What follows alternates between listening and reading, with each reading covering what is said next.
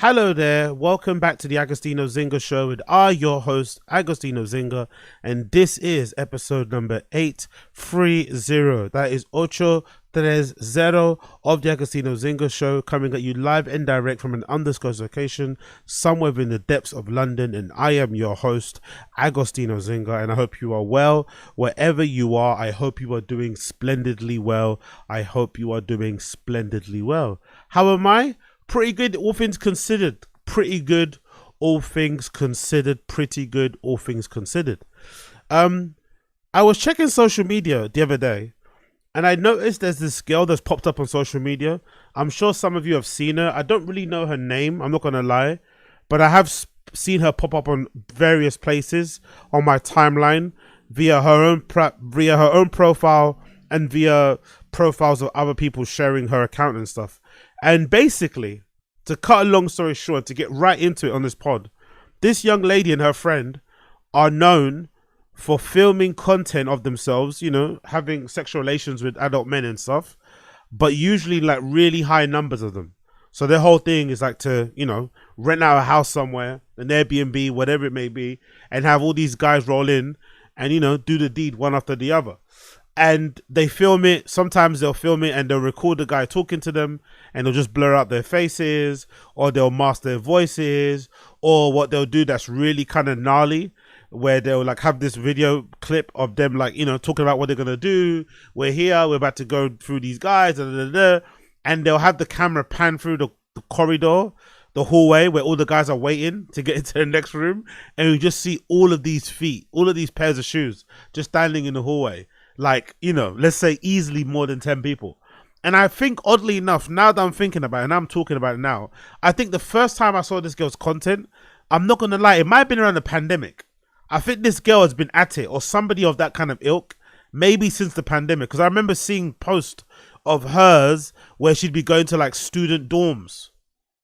Like guys were getting like their student loan and they were blowing it, no pun intended, on this young lady and her, you know, sexual services. And it's really jarring to see in real life. No, it's really jarring to see it displayed like that. And I'm seeing a lot of people on social media would also do the same thing. But the funny thing about it is that I think I'm quite self-aware and honest with the things that jar me. I'm not afraid to like say it, right?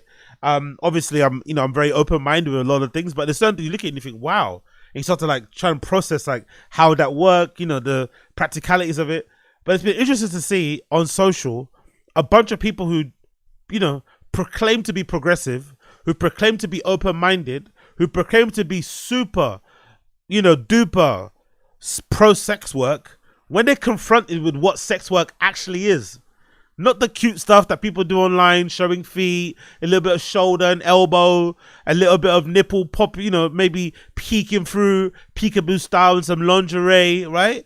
Maybe some twerking videos. No. Or maybe you having flipping, you know, sexual relations with your husband or boyfriend and pretending it's some other dude in a mask. No. Real sex work is what this girl's doing. She's offering up her body to like hundreds, if not thousands of men on a daily, if not weekly basis, all for the love of the game, all for the content and all for the money. And it's been gnarly. It's been so funny to see people online who say they're pro sex work get very uncomfortable with this girl's content because it's really raw, no pun intended.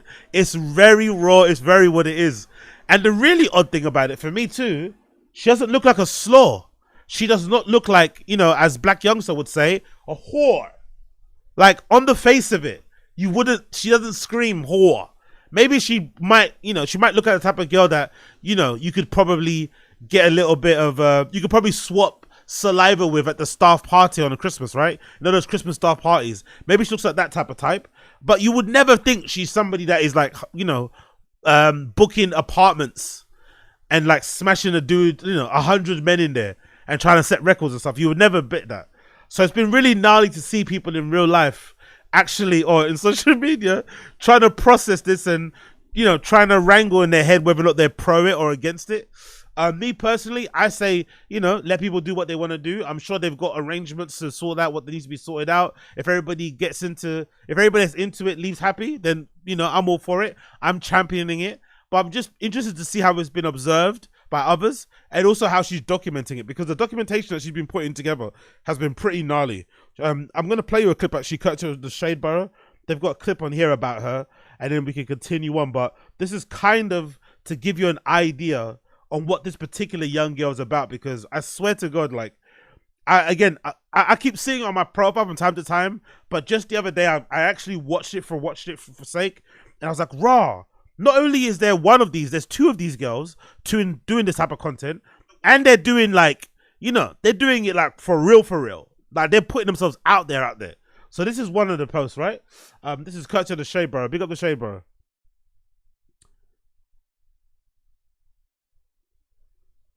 See what she has to say. Ran through by 101 men. And hold on. Let's play that one more time. Let's play that one more time. Oh, this girl's a legend. Ran through by 101 men, and my eyes are still recovering from all the bodily fluids that went in them.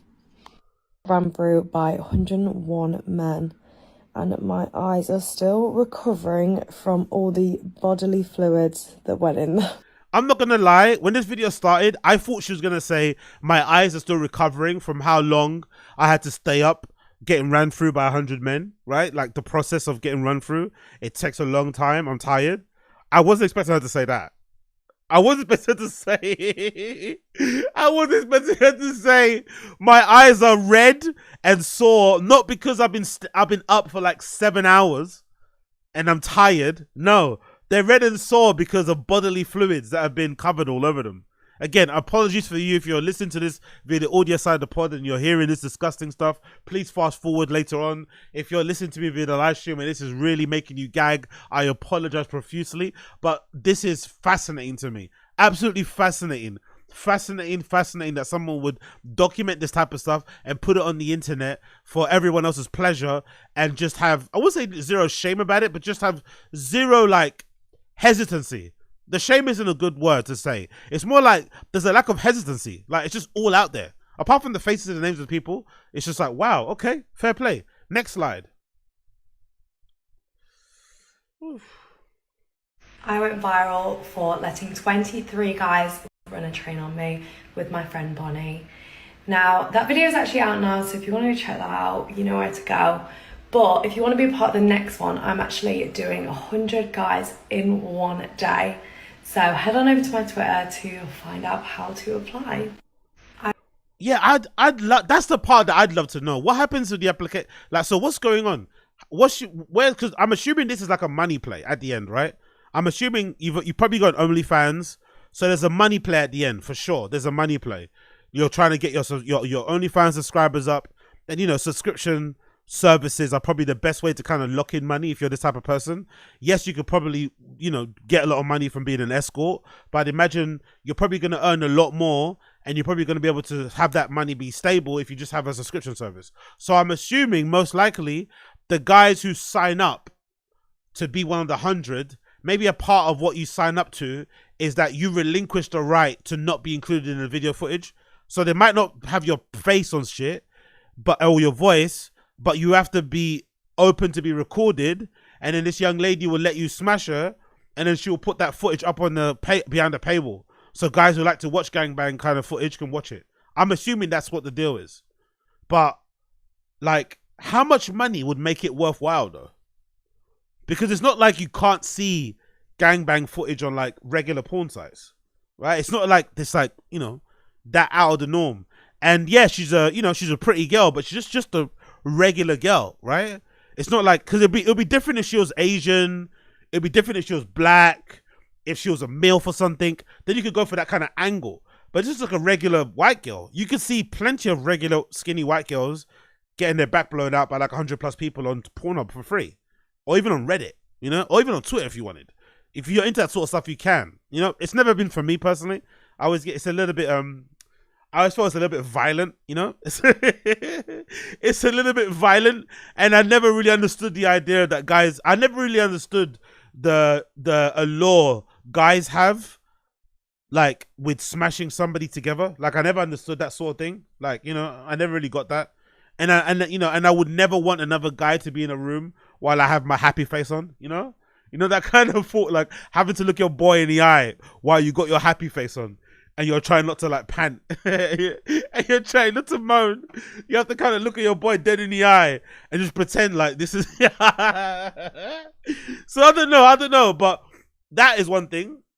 I'm assuming they will have to wear protection, number one. I'm assuming they will have to wear protection. That should be the basis, hopefully. If not, then Jesus Christ. But if they don't, then I'm assuming they have to take tests, but then that will maybe delay how long it is for her to do the thing.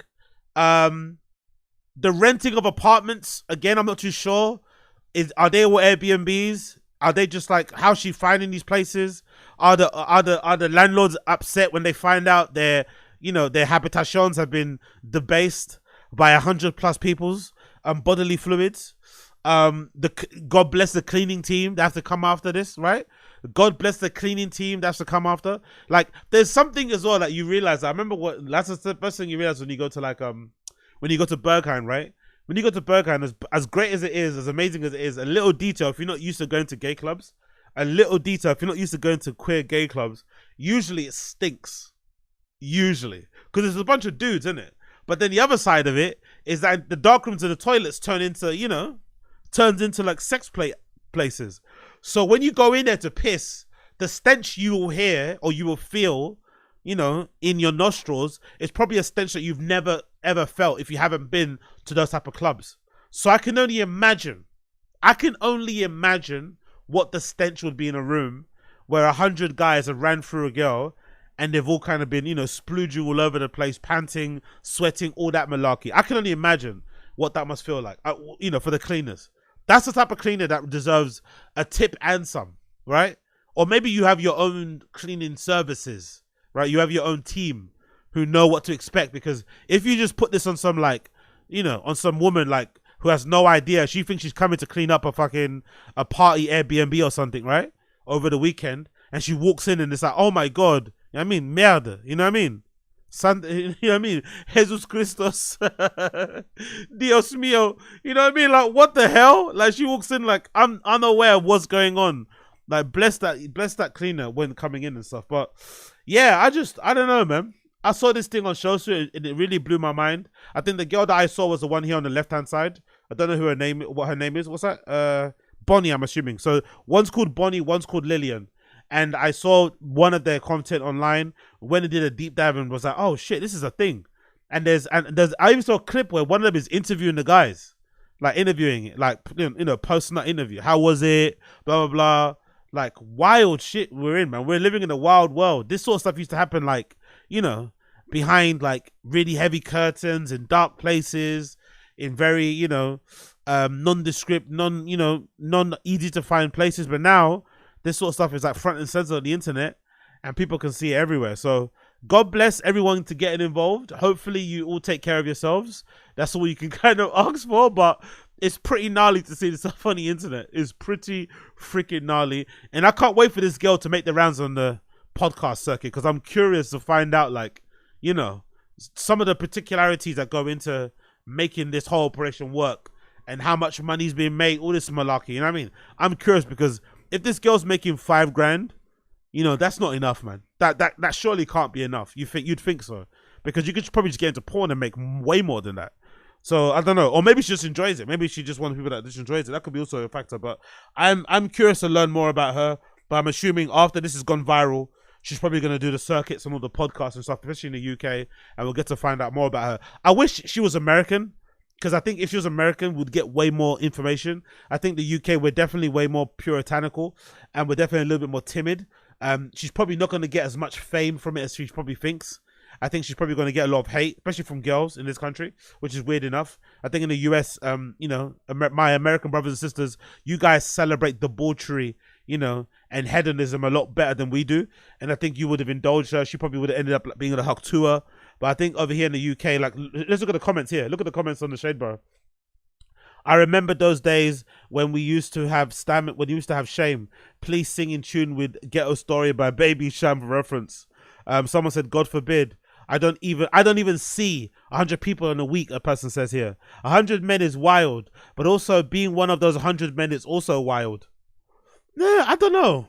I think there's plenty of dudes out there that's the thing that's weird, isn't it? I think there's probably plenty of dudes that don't mind being one of 100, but there's not a lot of girls that want to be one of 100. When the reality is, the numbers are way higher than 100, you know? That's probably the first lie we all tell when we get into relationships. When we get into a relationship with somebody, the first lie we all probably tell, 99% of us, I imagine, is the amount of people we slept with. I think so. No one really wants to say the real number, because if it's a real number, it makes you look like you don't get girls. And if it's the real number, the other side, it makes you look like a man whore. So you don't want to say it. So you're like, you know, you choose somewhere in the middle. I don't know, you go like 19, you know? You keep it nice, yeah? 19, just to keep it like, or whatever. But you don't ever say the real number. But the reality is the real number is horrendous. And I've always thought anyway, in general, from my limited experience of like, you know, being around the opposite sex, girls usually lie way more, I think, than guys about their numbers. Because girls, I think, in girl groups, there's a lot more shame attached to being a whore.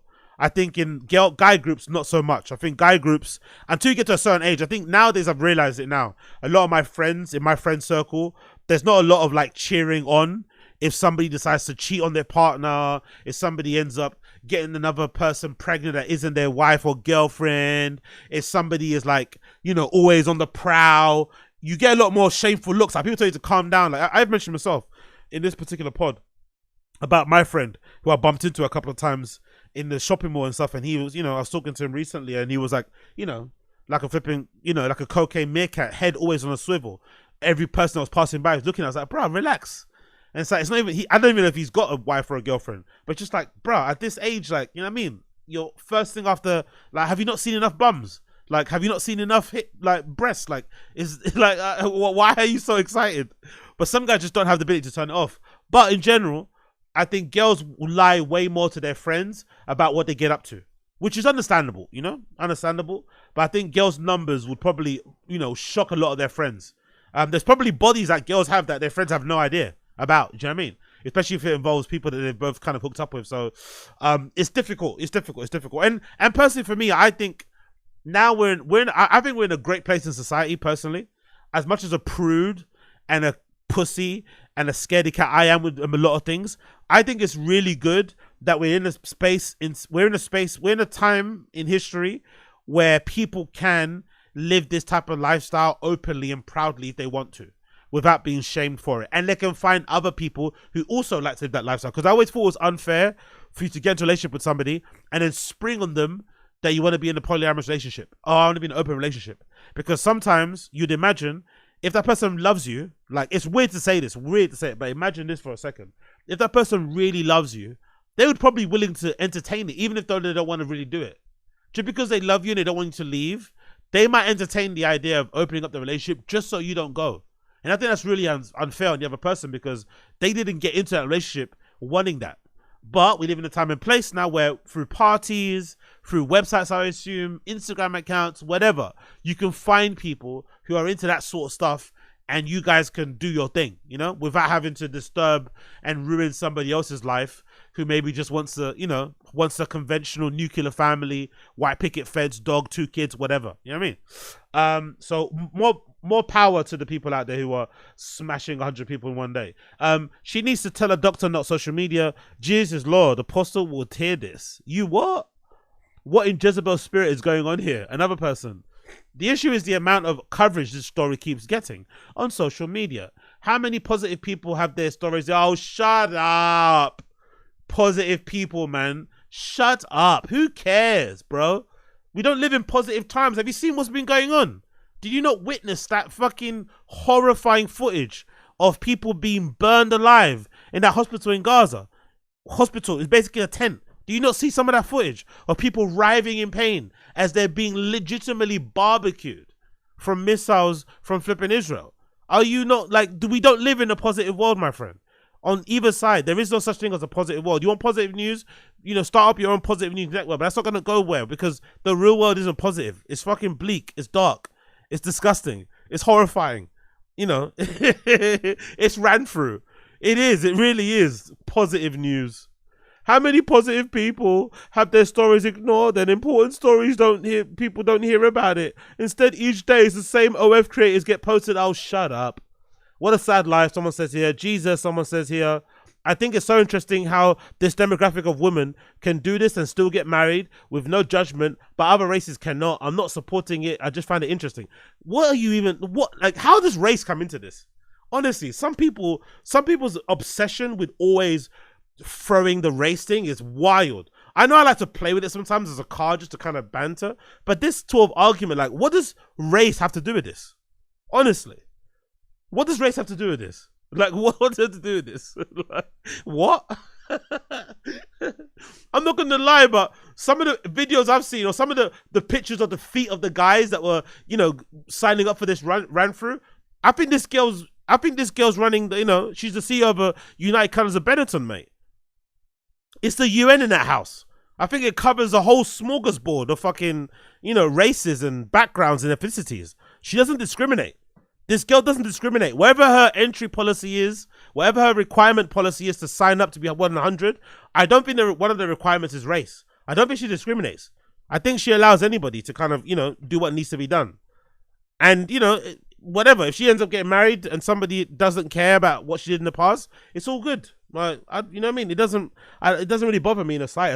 I've never really understood that kind of thing anyway. I don't get it. I don't get this. But I guess maybe it's like a consequence of this like alpha male red pill manosphere world, isn't it, where guys are like secretly not so secretly searching for like virgins everywhere. Like everyone they want to get involved in has to be like pure. It's like I don't know, man. I don't know. You want a very attractive blonde white girl in her mid-20s to be okay, cool, man, cool. Whatever. Someone else says here, they didn't even care about sleeping with guys. That's not their pleasure. Their pleasure is doing things to get attention on the internet, so people hopefully buy their OF. People, really? You think she might be an attention seeker? Really? A content creator you think might be an attention seeker? Really? Who would have guessed? Another person here, why is this even getting attention, any promotion? Imagine all the young girls following your news source, and thinking this is something to aspire to. That's why you have parents. That's why you have guardians. That's why you have family members to look after you. Parents, like what's she meant to do? If you're letting this girl raise your child, you've already lost. You've already lost. If you're letting social media and the internet raise your children, you've already lost. They're doomed already.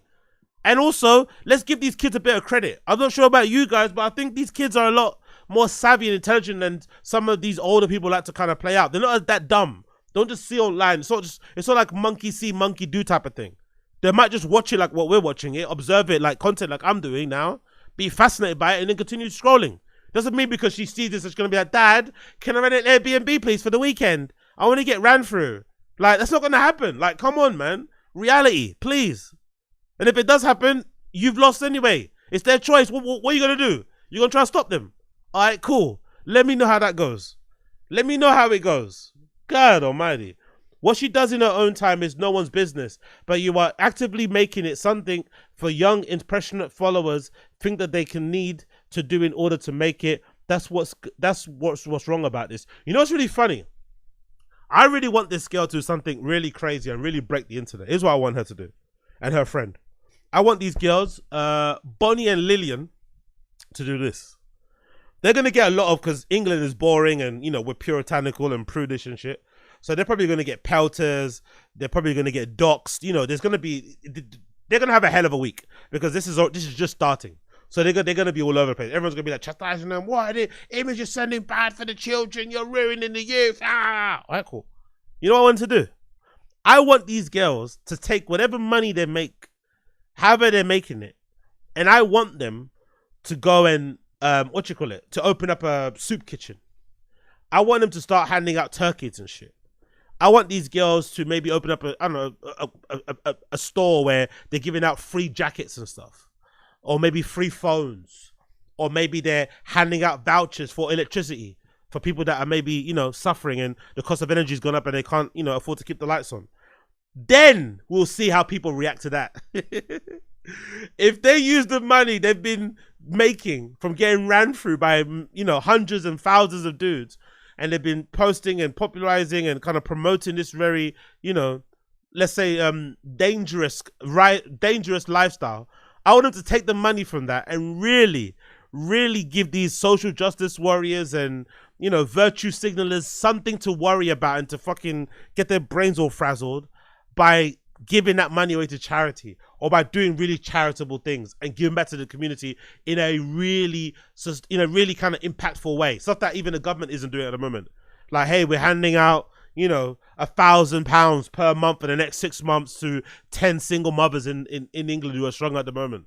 Like, and film the videos of their reaction, how they're helping, like that sort of stuff. That's what I want to see.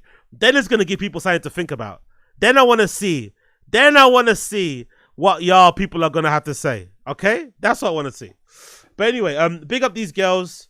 Let's see how it plays out for them. It's flipping madness. I don't know what the hell's going on, but I love the world and how it's playing out. I love the world and how it's playing out.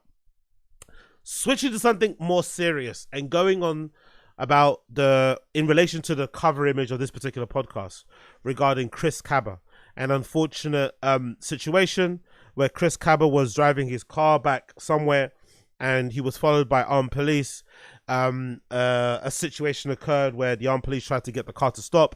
Chris Kaba didn't stop, and they ended up shooting him in the car, and unfortunately he passed away on the scene. Now, on the surface of it, when I first heard about this situation, or this particular case, I think it happened in 2002, my initial reaction was like, oh, fuck the police. Because if you know anything about driving black around the world, especially in Western world, especially in the UK, especially in London, you would know how annoying the police are when it comes to black people driving around in nice cars. They seem to have a particular boner for stopping us. It just is. Anybody that I've known that's black or brown that drives a semi-nice car, they sometimes get stopped within a week, sometimes like 10 times, if not more. It's fucking annoying. It's embarrassing. And it can just really make you feel like shit, really, to be honest. You're seeing guys on the side of the street getting searched, you know, police officers, you know, tearing through their entire fucking car, thinking they're going to find something. It's flipping crazy. So when I first heard the story, I was like, fuck the police in that regard. But then the more you start to read the story, and of course, when the other bit of the story was that allegedly Chris Kaba's Rolex watch that he was wearing at the time was not found in the car, or was not found on his person. So there's allegations that the police involved in the shooting of Chris Kaba had taken the watch as well, which is obviously a wild situation. But now that the case has been concluded and the police officer that shot Chris Kaba has been found innocent, or has been cleared of murder, let's say, not innocent, but cleared of murder, more details have now started to come out about this issue, about what happened. And there's now video footage, body cam video footage, that I think makes you understand why the police felt it was necessary to shoot the kid the way that they did, because allegedly they shot him once in the head, right? And now you can see why, because the way that they were painting it online made it seem like this was a racial attack type of thing and he was an unjust shooting and blah blah blah blah. But given the kid's prior history, now we're learning that he was a very, high-ranking member in some gang that he was in from Brixton. Allegedly, they're also alleging now that a week before he got shot by the police, he shot some rival gang member at a rave somewhere. Like, all these deals coming out. So basically, you know, he was no angel, and he had previous. So the police were stopping him not for a routine stop. They targeted him because, you know, in the UK or in London, you can't have guns and shit, obviously. So if you do have one, there's like a eminent threat to safety. The police do come down on you. They do come down on you like a ton of bricks. Armed police don't fuck around. If they hear or if they know through their investigations that you might have a firearm or something, they really do come down on you a ton of bricks. So he was being followed by armed police. And he probably should have been aware of the situation that he was in and probably complied, and he probably would have still lived. But the fact that he didn't comply and tried to ram into the police is probably what led to his death, unfortunately. So as much as I would like to say fuck the police, and usually I do in most situations, because the police can be fucking annoying and they can do some really deplorable, downright disgusting and evil things, I think in this situation, it's looking more and more likely like the Chris Kaba shooting was justified. As much as I don't want to say that, it is looking likely. So let's actually read the article. This is courtesy of Sky News. It says, Chris Kaba's family vowed that they won't be silenced after the Met Office who shot him cleared of murder. Let's play the bit of the video here.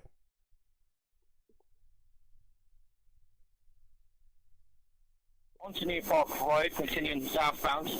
Paz, what's your ETA? 30 seconds. Through South London, a convoy of police cars followed the suspect's Audi Q8. It had been linked to a shooting the night before. Standing by for strikes, stand by, stand by. When it turned into a side street, police launched a plan to stop it and remove the driver. On to Coastal Gardens. Do it here, it's in line. Boxed in, surrounded by armed police, the Audi rammed forwards. Oh, police! Show me your hand! Officers' body-worn cameras and dash cams caught the speed, the noise and the drama of what was happening. Watch yourself. The suspect's Audi drove backwards. Mind them, he's going to try and go. After 17 seconds, an officer fired one shot.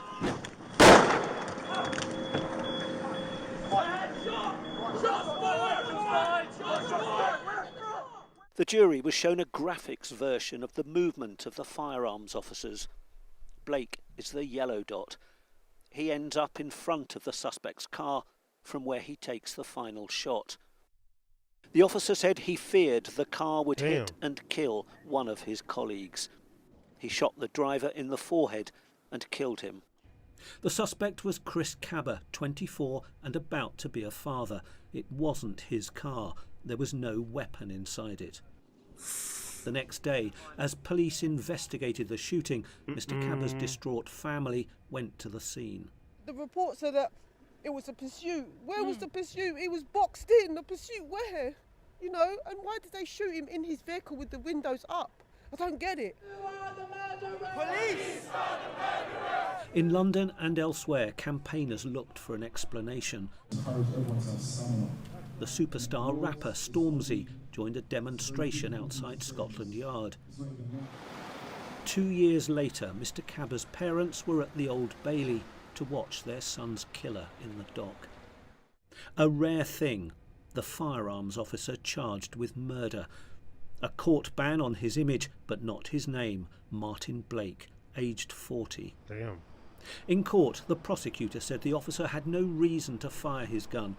He'd given false statements and exaggerated the danger. Mr. Kaba, said the prosecutor, had ignored police shouts to stop, and that made the officer angry, frustrated and annoyed. The officer told the jury he felt none of that. He was filled with dread, he said, because the driver was trying to use his car to escape. He thought one of his colleagues was about to die, so he fired to incapacitate the driver and stop the car. In the wake of the Chris Kaba shooting, the Met Commissioner Sir Mark Rowley called for better legal protection for officers who use force on duty. They are subject to the law like everyone else. There shouldn't be a double standard. I know the Commissioner's talking about extra protection for arms officers, but that, again, is sending the wrong signal. You cannot have one law for one set of people and another law for others. It has to be consistent. Tony Long is one of 4 on-duty officers in recent times to be tried for murder or manslaughter. He shot dead a suspect in North London nearly 20 years ago. He was acquitted. We ask those police officers to look after us. And so if we train them to use these varying degrees of force, ending up potentially with lethal force, then I think we should be not cutting them some slack, but we should have a better understanding. And you can't just automatically say, well, that police officer shot someone. The jury has delivered its verdict on the shooting of Chris Kaba, but the debate over the police use of lethal force will continue. So yeah, a hard one to really wrangle, but from what I've been able to observe and what I've been able to read, it does seem like a complicated one. It does seem a lot more complicated than people are making out, because on one side of things, looking at there's a video, there's like a graphic that they use in the court case where that's the bit that kind of, you know, I was a little bit dubious about, because the graphic they use in the court case to kind of, you know, reenact what happened, it shows the police officer in yellow who then took the lethal shot. But if I'm to be, you know, if I'm interpreting it correctly, he looked like he was maybe in a safer position. because Chris Kaba was trying to ram his car through 2 cars. He was unable to, and he was basically pinned in. He couldn't have gone anywhere. So the fact that the police officer at the front felt like his life is in danger is a bit weird, because no one else that was on either side of the road took that shot. He did, whereas he was in the safest position, really, given the proximity of the cars, given the likelihood of what would have occurred. It's unlikely that he would have been in danger. It's most likely the guys on the either side of the road, if he would have continued ramming, the cars maybe would have flipped, they would have drove into the curb, they could have got injured. But the guy in the front, he was probably in the best position ever to kind of see what was going on and be understanding. So I would have understood more if the guys on the pavements of either side of the road would have taken the shot. But I still think in that situation, there was no need to take the shot. But the police officers didn't have any knowledge that he didn't have a gun in the car. They were responding to him, or they were tailing him, and they were pursuing him because they had in previous intelligence that he was involved in a shooting a week before. That's why they were chasing him in the first place. That's why they were pursuing him, in the first place, because he was allegedly involved in a previous shooting with a gang member where he shot somebody in a rave, I think. I might have the footage there. And I don't think the person died, but they was investigating that. So they weren't to know that there was a gun in there. So they shot him because they were assuming there would be a gun in there. They didn't want to, there's no such thing as like shooting somebody in the shoulder and trying to immobilize them, because you never know. They might have a gun in there, or obviously be able to kind of injure you and your colleagues or somebody from the public. So they try to neutralize the threat as best as possible. I just think the guy in yellow, the yellow dot position guy, probably, in my opinion, wasn't justified given his position to shoot the kid. I don't think so personally, because if we're taking this ramming graphic to be serious and to be real, then I think he was in the best position to not get shot, personally. I think that guy in yellow was in the best position not to get shot. You see him here, right? That's the dot there. The guy in yellow was the one that allegedly fired the shot. But all of these guys here, the pink, the green, the blue, the purple, they were in way more danger to getting shot because he was already pinned in. One car's already diagonal. There was no way that kid was going to force that car through. It wasn't going to go through. So for that guy to take that shot, I felt was excessive. But he wasn't to know the kid didn't have a gun in there. So he's looking after himself and the safety of his friends or his colleagues, and obviously anyone in the public who might have been able to roll by as well. But the way that they were painting in the media, like he was just an innocent kid who was just driving back home and the police chased him and he didn't stop and then they just shot him, isn't the truth though, isn't it? Because there's context to it. The context to it is, unfortunately, it does appear like he was a gang member and he was involved in a pretty dicey situation, which I've got video footage of it here, courtesy of the Police UK on Twitter. It says, breaking news, Chris Kaba allegedly shot a rival gang member in front of revelers at an East London nightclub 6 days before he was killed by police. A court order prevented the media from reporting this revelation until the conclusion of the Martin Blake trial. So allegedly, they're saying this guy here, which you can see in the CCTV footage that's behind he's wearing a shiesty. They're allegedly saying this was the kid involved. And another detail, it says Chris Kaba's family sought to suppress reporting of this previous conviction, gang association, and his alleged involvement in nightclub shooting to avoid prejudice of the jury, which is pretty wild because the jury and everybody else involved, the public as well, have been led to believe that this was some sort of like racially motivated attack or basically a racially motivated execution. But in reality, it seems like this kid was about that life. And unfortunately, he paid the ultimate price. And I think that's just, that's the fact of the matter. It's unfortunate. No one wants to see anybody die. I think he was only like 26 or something. But a part of living that lifestyle is knowing that most likely you'll end up in prison or dead, either by the hands of your enemies, your partners, or unfortunately law enforcement. And this is one of those situations. And if you scroll down, it says, Mr. Justice Gross presided over Blake's trial, rejected the family's application for the Old Bailey this morning and extended the reporting restrictions. The jury wasn't told about this, and the firearms officer, Martin Blake, didn't know that Kaba was driving the Audi when he shot the driver. Okay. That makes it weird then. That detail is a bit wild. They're saying here in this article that the firearm officers didn't know that Chris Kaba was driving the vehicle. That's weird though. So why were firearms officers responding to somebody not stopping? Doesn't make any sense. Usually if police officers, usually it's regular police officers who are driving around, right? making sure people have their, whatever, and if they pull you over, they're the ones going to pull you over. But why was there an armed response unit following this kid if they didn't know who he was? That's obviously a lie. The jury wasn't told about this. The firearms officer, Martin Blake, didn't know it was Chris Kaba driving. Of course you knew. That's why you were all armed up in the car. Like, how does that make sense? You see, this is where it gets fishy. As much as I want to say this seems like a justified shooting, those type of details seem fishy. Because like, why wouldn't you just admit that yes, it was Chris? Why wouldn't you, as a police officer, admit that you had intelligence that told you that this kid that was involved in the shooting 6 days ago may be the one driving that car? That would give you justified means for shooting him, right? Or if it went to that end because he has a history of firearms. So in that situation, you're approaching it differently if you're approaching somebody, for a traffic violation.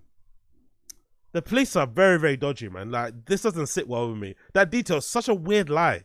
Didn't know Kaba was driving the Audi. What? Then why were you following him with guns in? Or trying to get him to pull over? Anyway, this is the video footage from the rave. That's on the screen at the moment. I don't think there's any sound to it, innit? I don't think there's sound. It's just CCTV footage from a club. It says blue arrow Chris Kaba, red arrow is the rival, and pink circle is the gun. So this is a clip that shows Chris Kaba in some nightclub somewhere in East shooting his gang rival. There's a kid there in red arrow. Chris Kaba rocks up, moving very shifty, by the way. If I would have saw him, I would have ran, because you definitely could tell he's on bad timing. And, he just pulls out his gun slowly and points in the direction of the guy and shoots. But he doesn't pull it out properly. He kind of puts it towards his abdomen in a way. A very weird way to shoot somebody. It's almost like he's trying to shoot him on a sly. Then the guy runs away. Everyone probably hears a shot and is trying to run out the way. And then Chris Kaba puts the gun allegedly back into his little mini bag, his little pouch, and he walks off with a glove. So yeah, so allegedly he was a real stepper, man. He was a real stepper. He was out here doing shootings in like clubs and shit. He was moving reckless. The Daily Mail reporting police marksman Martin Blake is having to live with hiding after a £10,000 reward was offered by gangsters anyone prepared to kill him in revenge for the death of Chris Kaba. The devoted partner and father-to-be, Kaba, was banned from contacting the mother of his unborn child under domestic violence protection order. Dicey. So what? He was beating up his girlfriend. He was about to have his child, and he allegedly was trying to shoot rival gang members in clubs. I don't know, man. I don't know. You know what I mean? It's the life you leave, bruv. I don't know what to say. R.I.P. to the kid and stuff. Thoughts go out to his family. I'm sure that they're not happy and stuff. But hey, I can't put on my fucking Wakanda outfit. I can't put on my BLM shirt and start marching for this, because this guy was, living a lifestyle that some would say an outcome like this was probably inevitable. Whether at the hands of his enemies, law enforcement, or somebody that he calls a brother. That's just the way it goes when you live this sort of life. It is what it is. So I don't know, man. I don't know if I should be protesting. I'm not too sure if I should be cutting up, cardboard boxes, cereal cardboard boxes, and writing, fuck the police and shit, and going to, march at fucking the House of Commons. I don't think that's the right thing for me to do personally, because it seems like this kid was on bad timing. He was on bad timing, and unfortunately, he paid the ultimate price in that situation. There's something to be said for him maybe just stopping when the police officer tried to pull him over in the first place. He probably should have just stopped. But obviously, he knows what he was involved in. He knows what they were trying to pull him over for. He probably didn't want to go without a fight. And, he went out probably the way he probably would have wanted to go out, innit? He tried to go away. He didn't get away, shot him in the head. Boom. It is what it is. But RIP to Chris Kaba. And I guess in this situation, forcing feelings go out with the police officer, I guess, because he's going to be living under fear. He probably might have to quit his job and change his identity and stuff, given what's happened and the fact that they revealed his identity. But I don't think the way they're painting Chris Kaba out to be is actually the truth, It seems like he was a lot more, I don't know. There's a lot more history going on there. Here's another clip here of his family. Let's hear his family. I'm sure the family, as per usual, when it comes to kids involved in organized crime and shit, they're gonna take zero accountability for the lifestyle he led. They're gonna paint him out to be an angel, church-going, God-fearing, devoted father to, like, you know, standard shit in it. It's so annoying, this sort of stuff. It's really an insult to people's intelligence. No one's saying because you're a gang member police should be allowed to just kill you, but there is context, you know, there is nuance. Let's not make it seem like he was on his way to football training, you know, and he just got shot in the head randomly, like. But let's hear what the family have to say. Let's hear what Chris Kaba's family have to say about this. We'll continue fighting for Chris, for justice, and for real change. Chris's life mattered, and nothing, absolutely nothing, can take that away from us.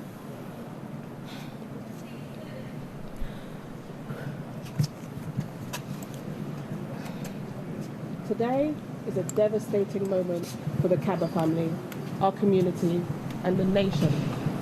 Martin Blake's acquittal is painful proof that our lives are not valued by the system. The fight for accountability, for justice and racial equity has spanned decades, and we honor all those who have contributed to that fight, those that came before us. Racial equity? ¿Qué cosa? Is that what we're doing? We're trying to scream for racial equality, diversity and inclusion off the back of an alleged gang member getting shot. Really? By the police? Is that what we're trying to do? We're trying to use the death of a shooter, right? Whatever gang he was from, I think I read somewhere like 6-7 in Brixton, whatever set he was from. We're trying to use the death of a shooter as a reason. Oh my God, man. My people, man. My people. Whose shoulders we stand upon today.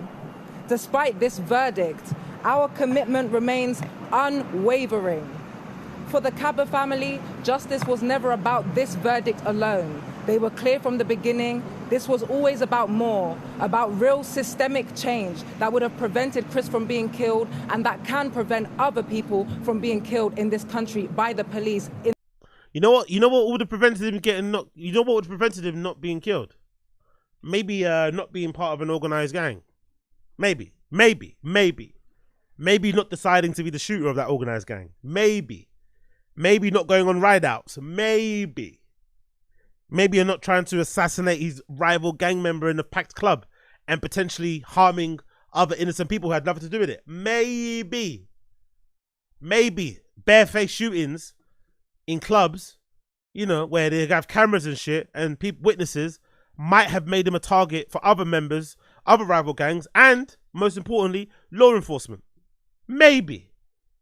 Who are already systemically racist as it is, right? We have a law enforcement in this country that's already systemically racist as it is. Then you're just giving them a reason. You're just giving them a reason to, you know, to rock your snot box, as Hassan Karmal would say. Makes no sense to me, but what do I know? In the future. This is a fight that we as a campaign will not abandon. This outcome reinforces the harsh reality that police can kill without consequence. No one can be safe while the police can kill with impunity. We stand with the families who lost loved ones before Chris. Do they even kill with impunity too? All these words, what does that mean? Are the police, especially in the UK, this is not North America. Are the police going around and just murking people innocently, randomly, at will, without no consequences? There is a real need for consequences for, you know, mistakes that the police make, or errors, or just crimes that they commit flat out. There is a need for it, right? There is a need for it. Let's not kind of go then. And the fact that this went to trial is probably proof that the prosecution felt like there was enough evidence that would mean that there would be a possibility he'd be found guilty, right? I would imagine. I don't think this would have gone to court in the first place or gone to trial if there wasn't enough evidence that would put the officer in a bit of a weird place. Because even that sentence where the officer didn't know it was Chris Kaba, it's like, yes you did. Why are you lying for? That's why you're following him. It's okay because that's what you're meant to be doing as armed response, right, or whatever, you know, there's a whole division of the police where they basically look at, you know, gun crime and shit. So I'm assuming they have a handle on who in the country has guns or has been involved in instances that involve firearms, and they probably respond to those people differently than they respond to me if I cross the street without looking both ways, or if I'm riding my bike on the pavement. That's how it should be, fine. But let's chill out. Police aren't just going around bursting through people's doors and just knocking them off. Let's relax. Let's relax. Who are still seeking justice. This verdict is not the end. It only strengthens our resolve.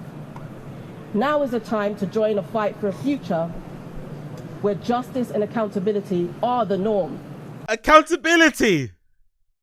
Accountability. Bless this family. I know they're probably suffering, and my heart goes out to them, because to them he was just Chris Kaba. But come on, man. Accountability. Come on, man. Come on. We have to do better as people. Accountability. We have to do better as people. Maybe they're in a weird position because maybe he was the main breadwinner, oddly enough.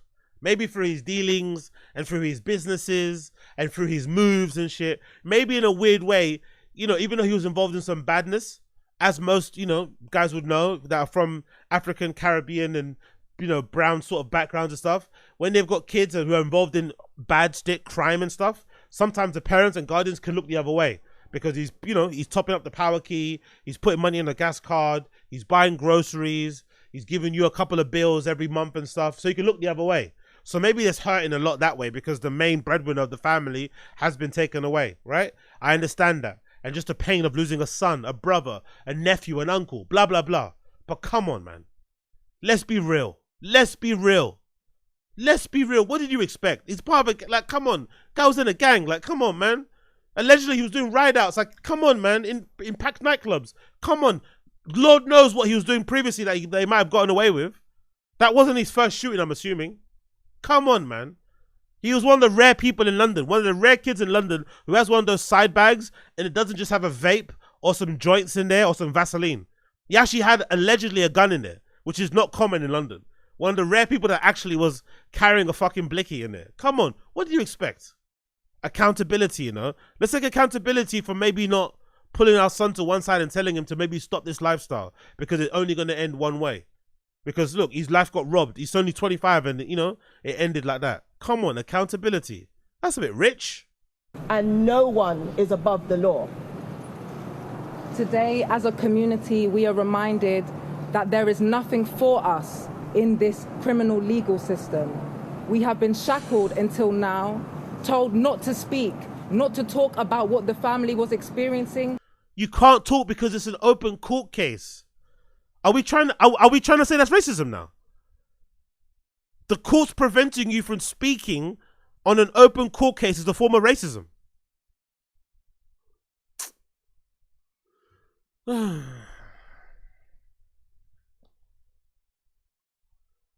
Not to jeopardize this case. Many of us who have worked on policing for years understood that there was very little faith we could invest in this court because it has never, ever produced a successful murder conviction of any on-duty police officer. That obviously is something that needs to be investigated on, right?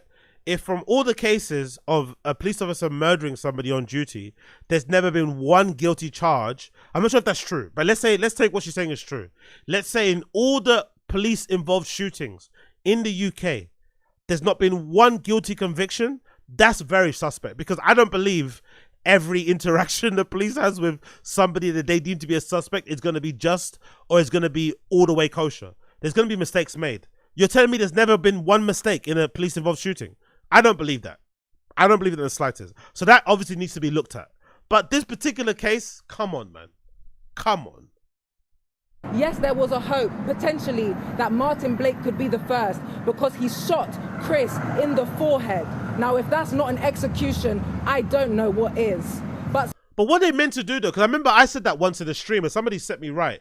I think I was the one person that said that. I was like, oh, why don't American police, why don't they, what's that word called? Why don't they disarm, right? I think I said that once in the stream.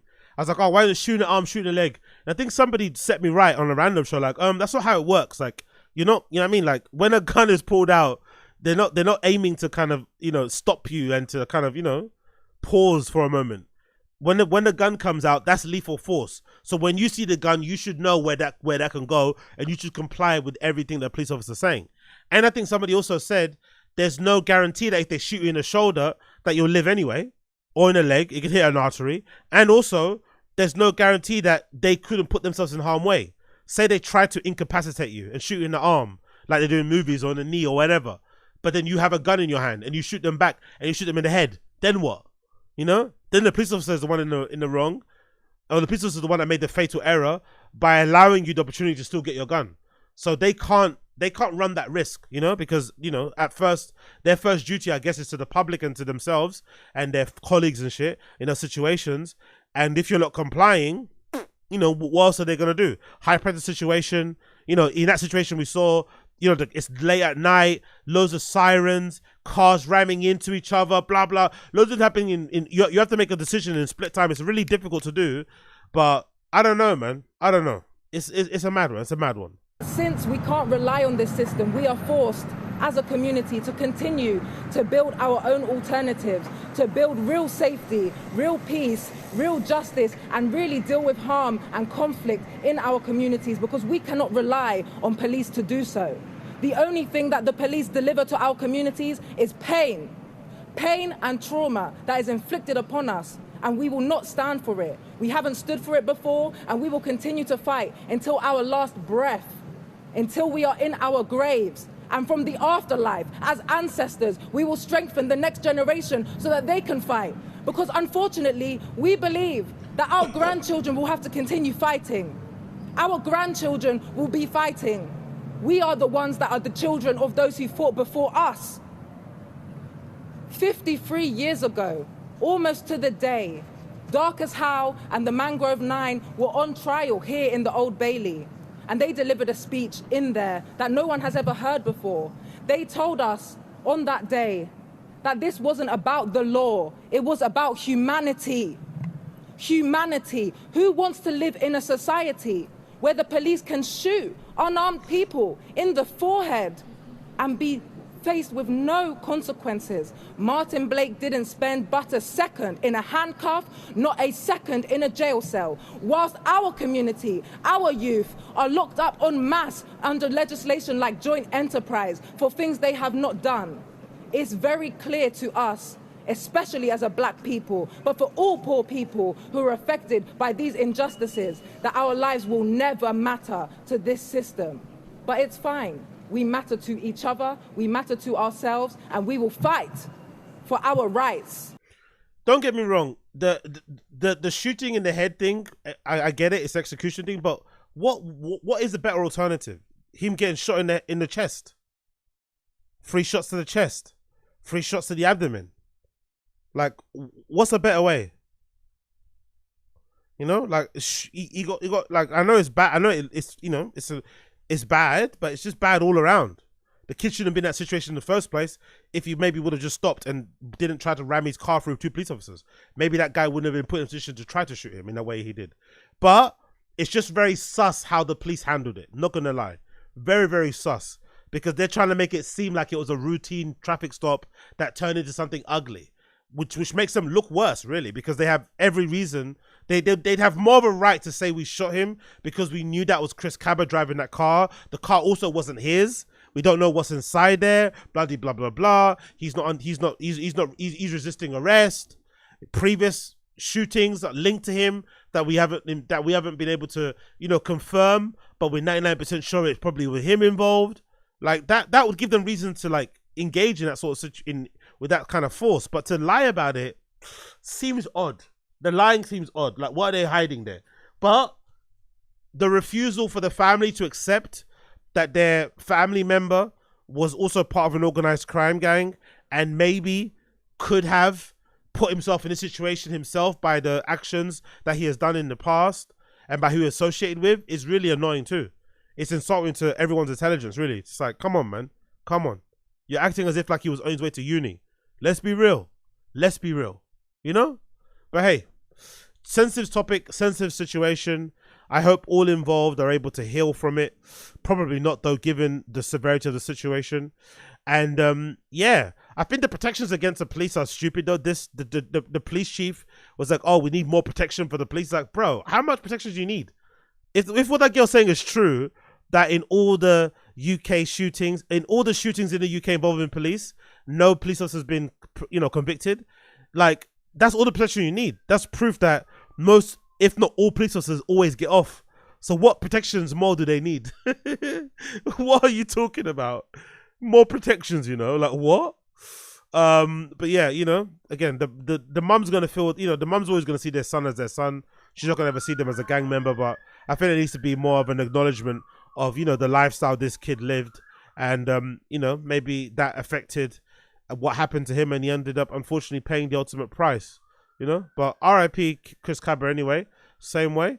And hopefully some lessons can be learned from this, but let's not make this out to be, this is a racist attack and shit, because I don't think it was, personally. I think it was dodgy. I think there was some dodginess involved there, don't get me wrong. The missing Rolex is something that also doesn't sit right with me, if that story is true. But let's call a spade, Let's call a spade. Let's, for the love of God, call a spade. But again, RIP to Chris Kaba. Thoughts and feelings go out to his family and friends. I'm sure it's a tough situation for them and everything that's going on over there. Let me see what you guys are saying here in the stream chat quickly before I continue. What's going on? What are you saying here? Big up Netwatcher. Hope you're good. Wagwan. A car is a deadly weapon for sure. Yep, exactly. Good point. I didn't even mention that. Very, very good point there. A car is a deadly weapon. What else people are saying here?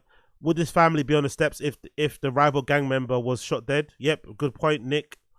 One look at him and you could tell that he was a wrong'un. I don't know, Netwatcher. That kind of sounds a little bit racismo, but I know where you're coming from. They say don't judge a book by its cover, but sometimes, covers can tell you a lot about a book. But yeah, big up Netwatcher.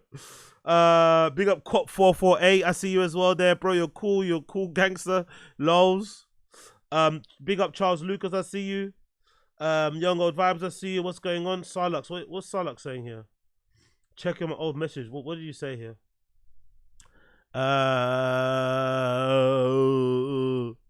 What you guys saying here? Where's Sarlux said something here? What did Sarlux say?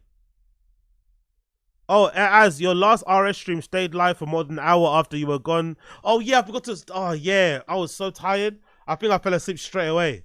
I'm an idiot, man. I think I fell asleep straight away and kept the stream up for like an hour. I've been watching too much academics, man, honestly. I've been muting my mic when I've been live streaming and still yapping away. I'll leave the stream on for an hour and I'm not there, like madness. So, yeah, I was dead. I think I was sleeping or something. Or yeah, I think I either had a nap or I was sleeping. So, apologies for those of you watching the previous RS or, random show stream.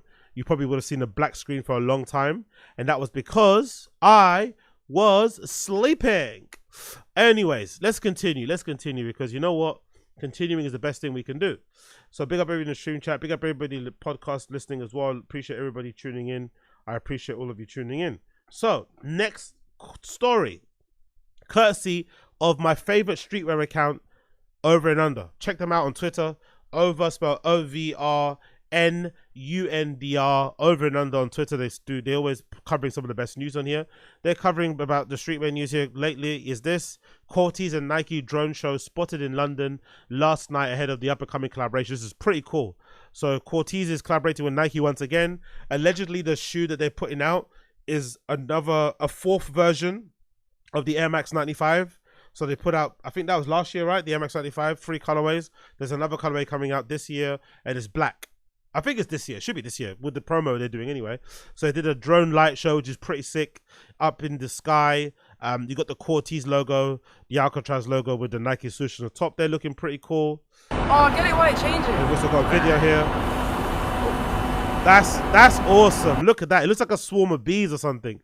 That's really fucking cool. So it's like a Nike swoosh and then it kind of forms into that Corteiz and Nike logo. That's pretty cool. Oh, get it while it changes.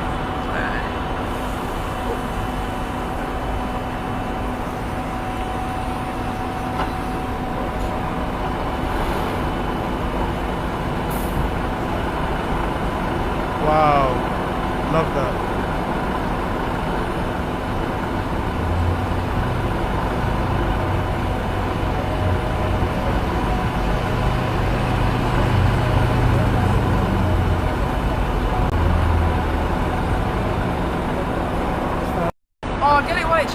So there you go. You got that one. And then there's some more bits and pieces here to show you about the Corteiz collaboration. You got some more images here that features Clint from Corteiz himself, which is a really hard image, I'm not going to lie. A very, very fucking hard image of him kneeling, or of him crouching in front of the Corteiz and Nike logo, as the logo is up in the sky above the London skyline. Fucking incredible. Not gonna lie, one of the hardest pictures I've seen in a long time. You see him there fucking mugging it up as well in there, obviously looking sick with a Corteiz jacket on there as well. I'm not too sure if he's actually wearing the collaboration. I don't think that is, but still really, really hard picture. And then you've got a video here of him as well. Come on, London, don't fucking play with us. We're fucking back. We're back.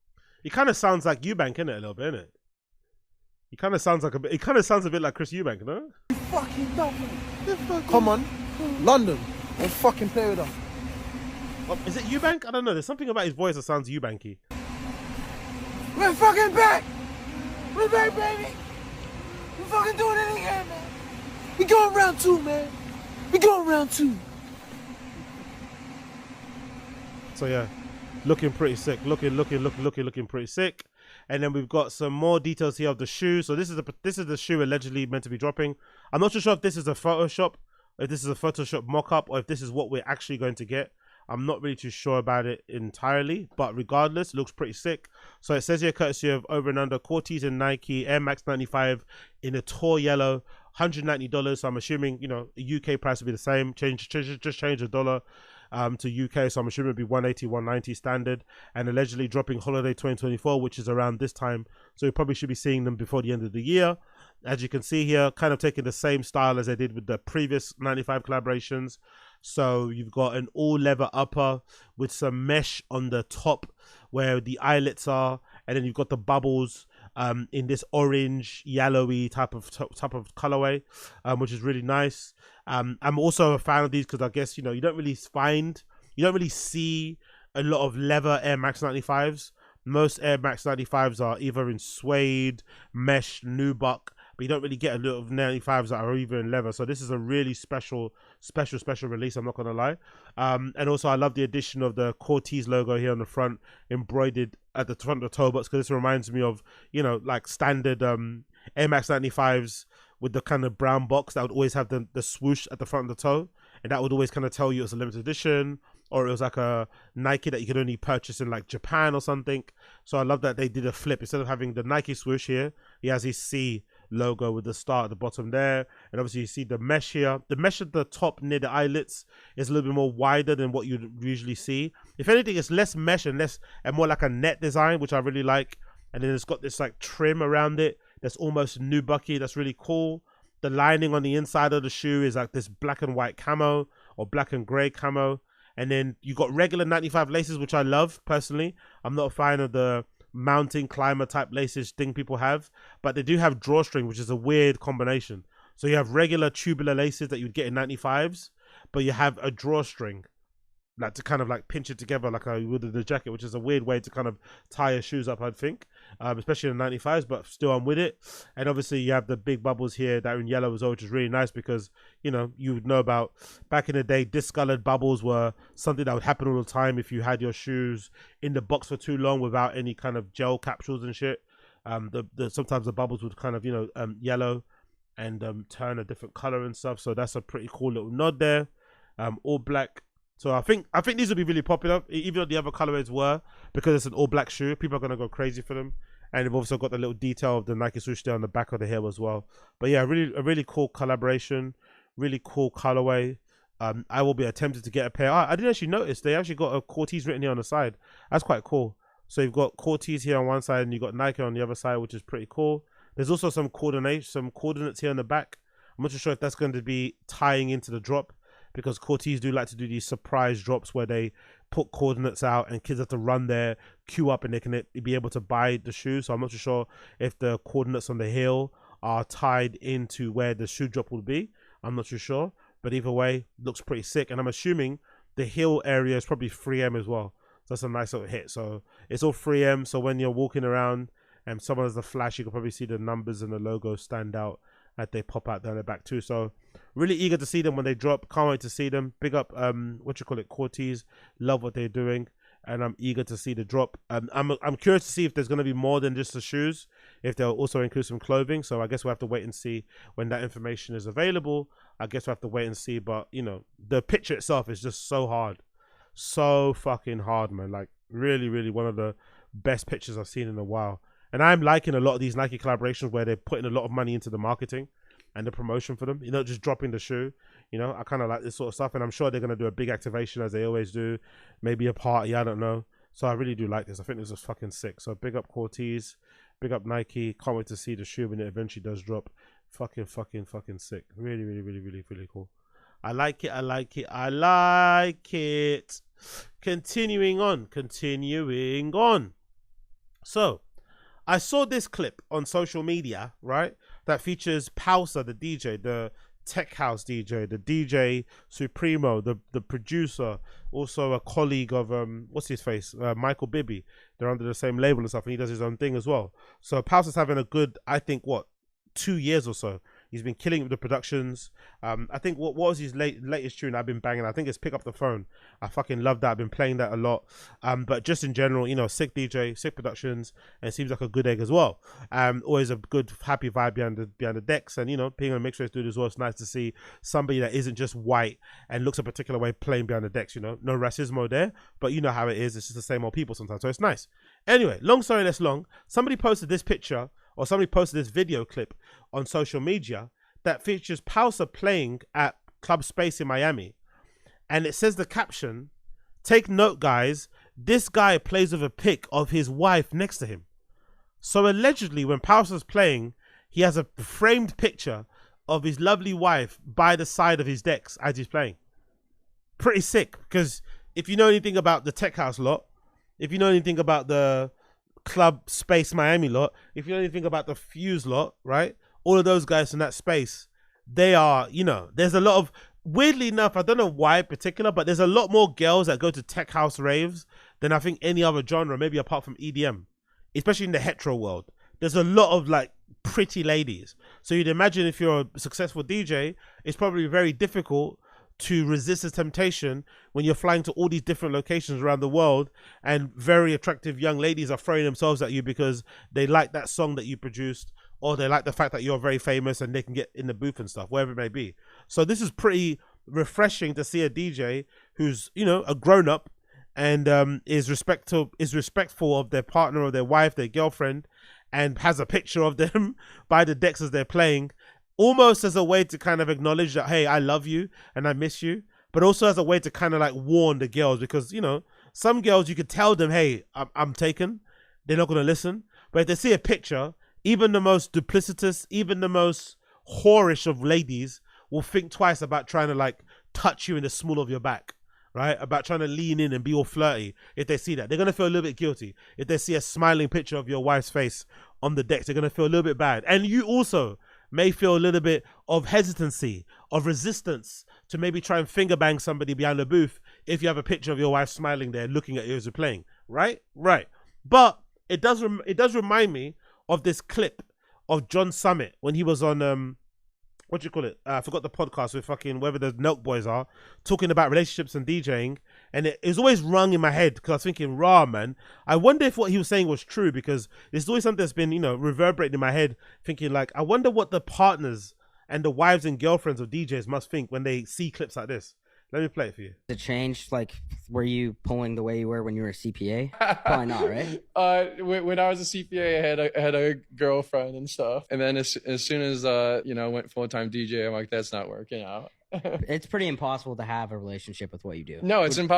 I mean, I can't really say too much, but I know I would not trust any DJ, to be honest. Do you hear that? Let me rewind it once again, when Steiny asked the question. Let's go back one more time. The change, like, were you pulling the way you were when you were a CPA?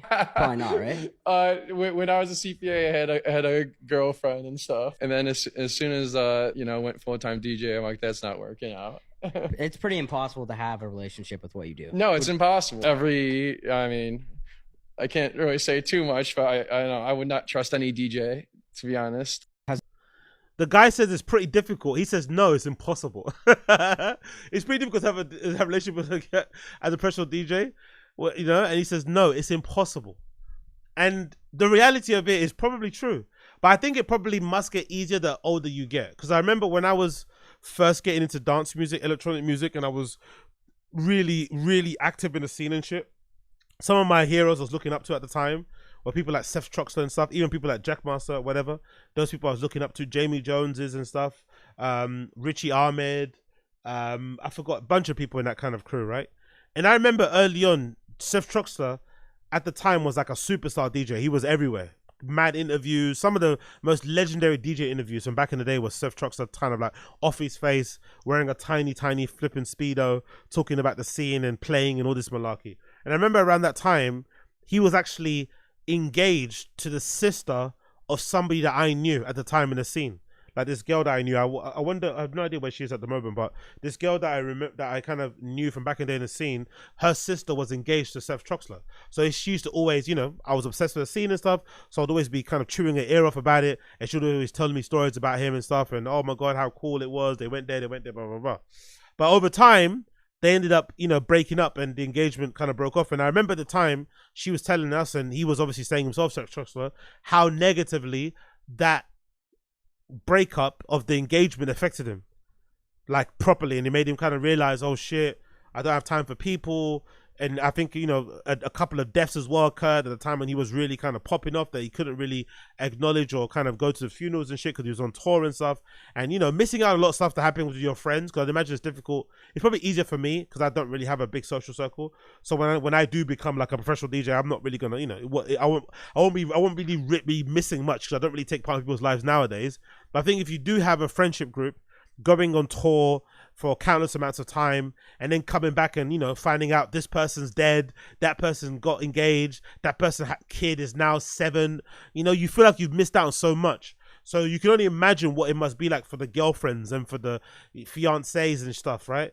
To be just sitting at home waiting for your guy to come back. Because I think part of me would think, oh, why don't you just work for them and go on the road with them? But I could imagine, like, maybe people are different out there, but if I would, when I become a professional DJ, I don't want somebody that's involved in the scene.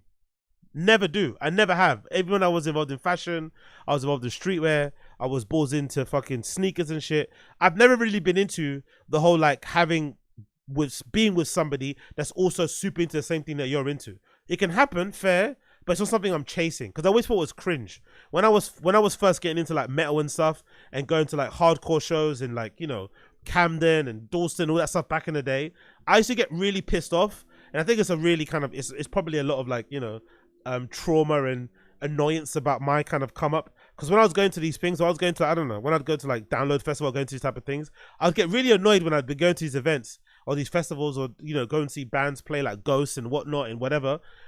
And people be looking at you or be talking to you like you don't know what you're talking about, or that you haven't got any knowledge of what they're into because you don't look the part. Because I'm not rocking up in there in New York boots and studded belts and band t-shirts all cut up and whatever. They just think you're not involved. They just think you don't know what's going on. But it's like, why can I not just like the music? Why do I have to look like this, you know, just to enjoy the music? And I always thought it was really cringe when you go to these events and you see couples. You see like a guy and a girl, you know, clearly looking like they're emo. Like, it's like, why? You know? Why is that, like, is that the only criteria you have? You both have to be into like My Bloody Valentine to, like, you know, to go out with each other. It's like, not for me.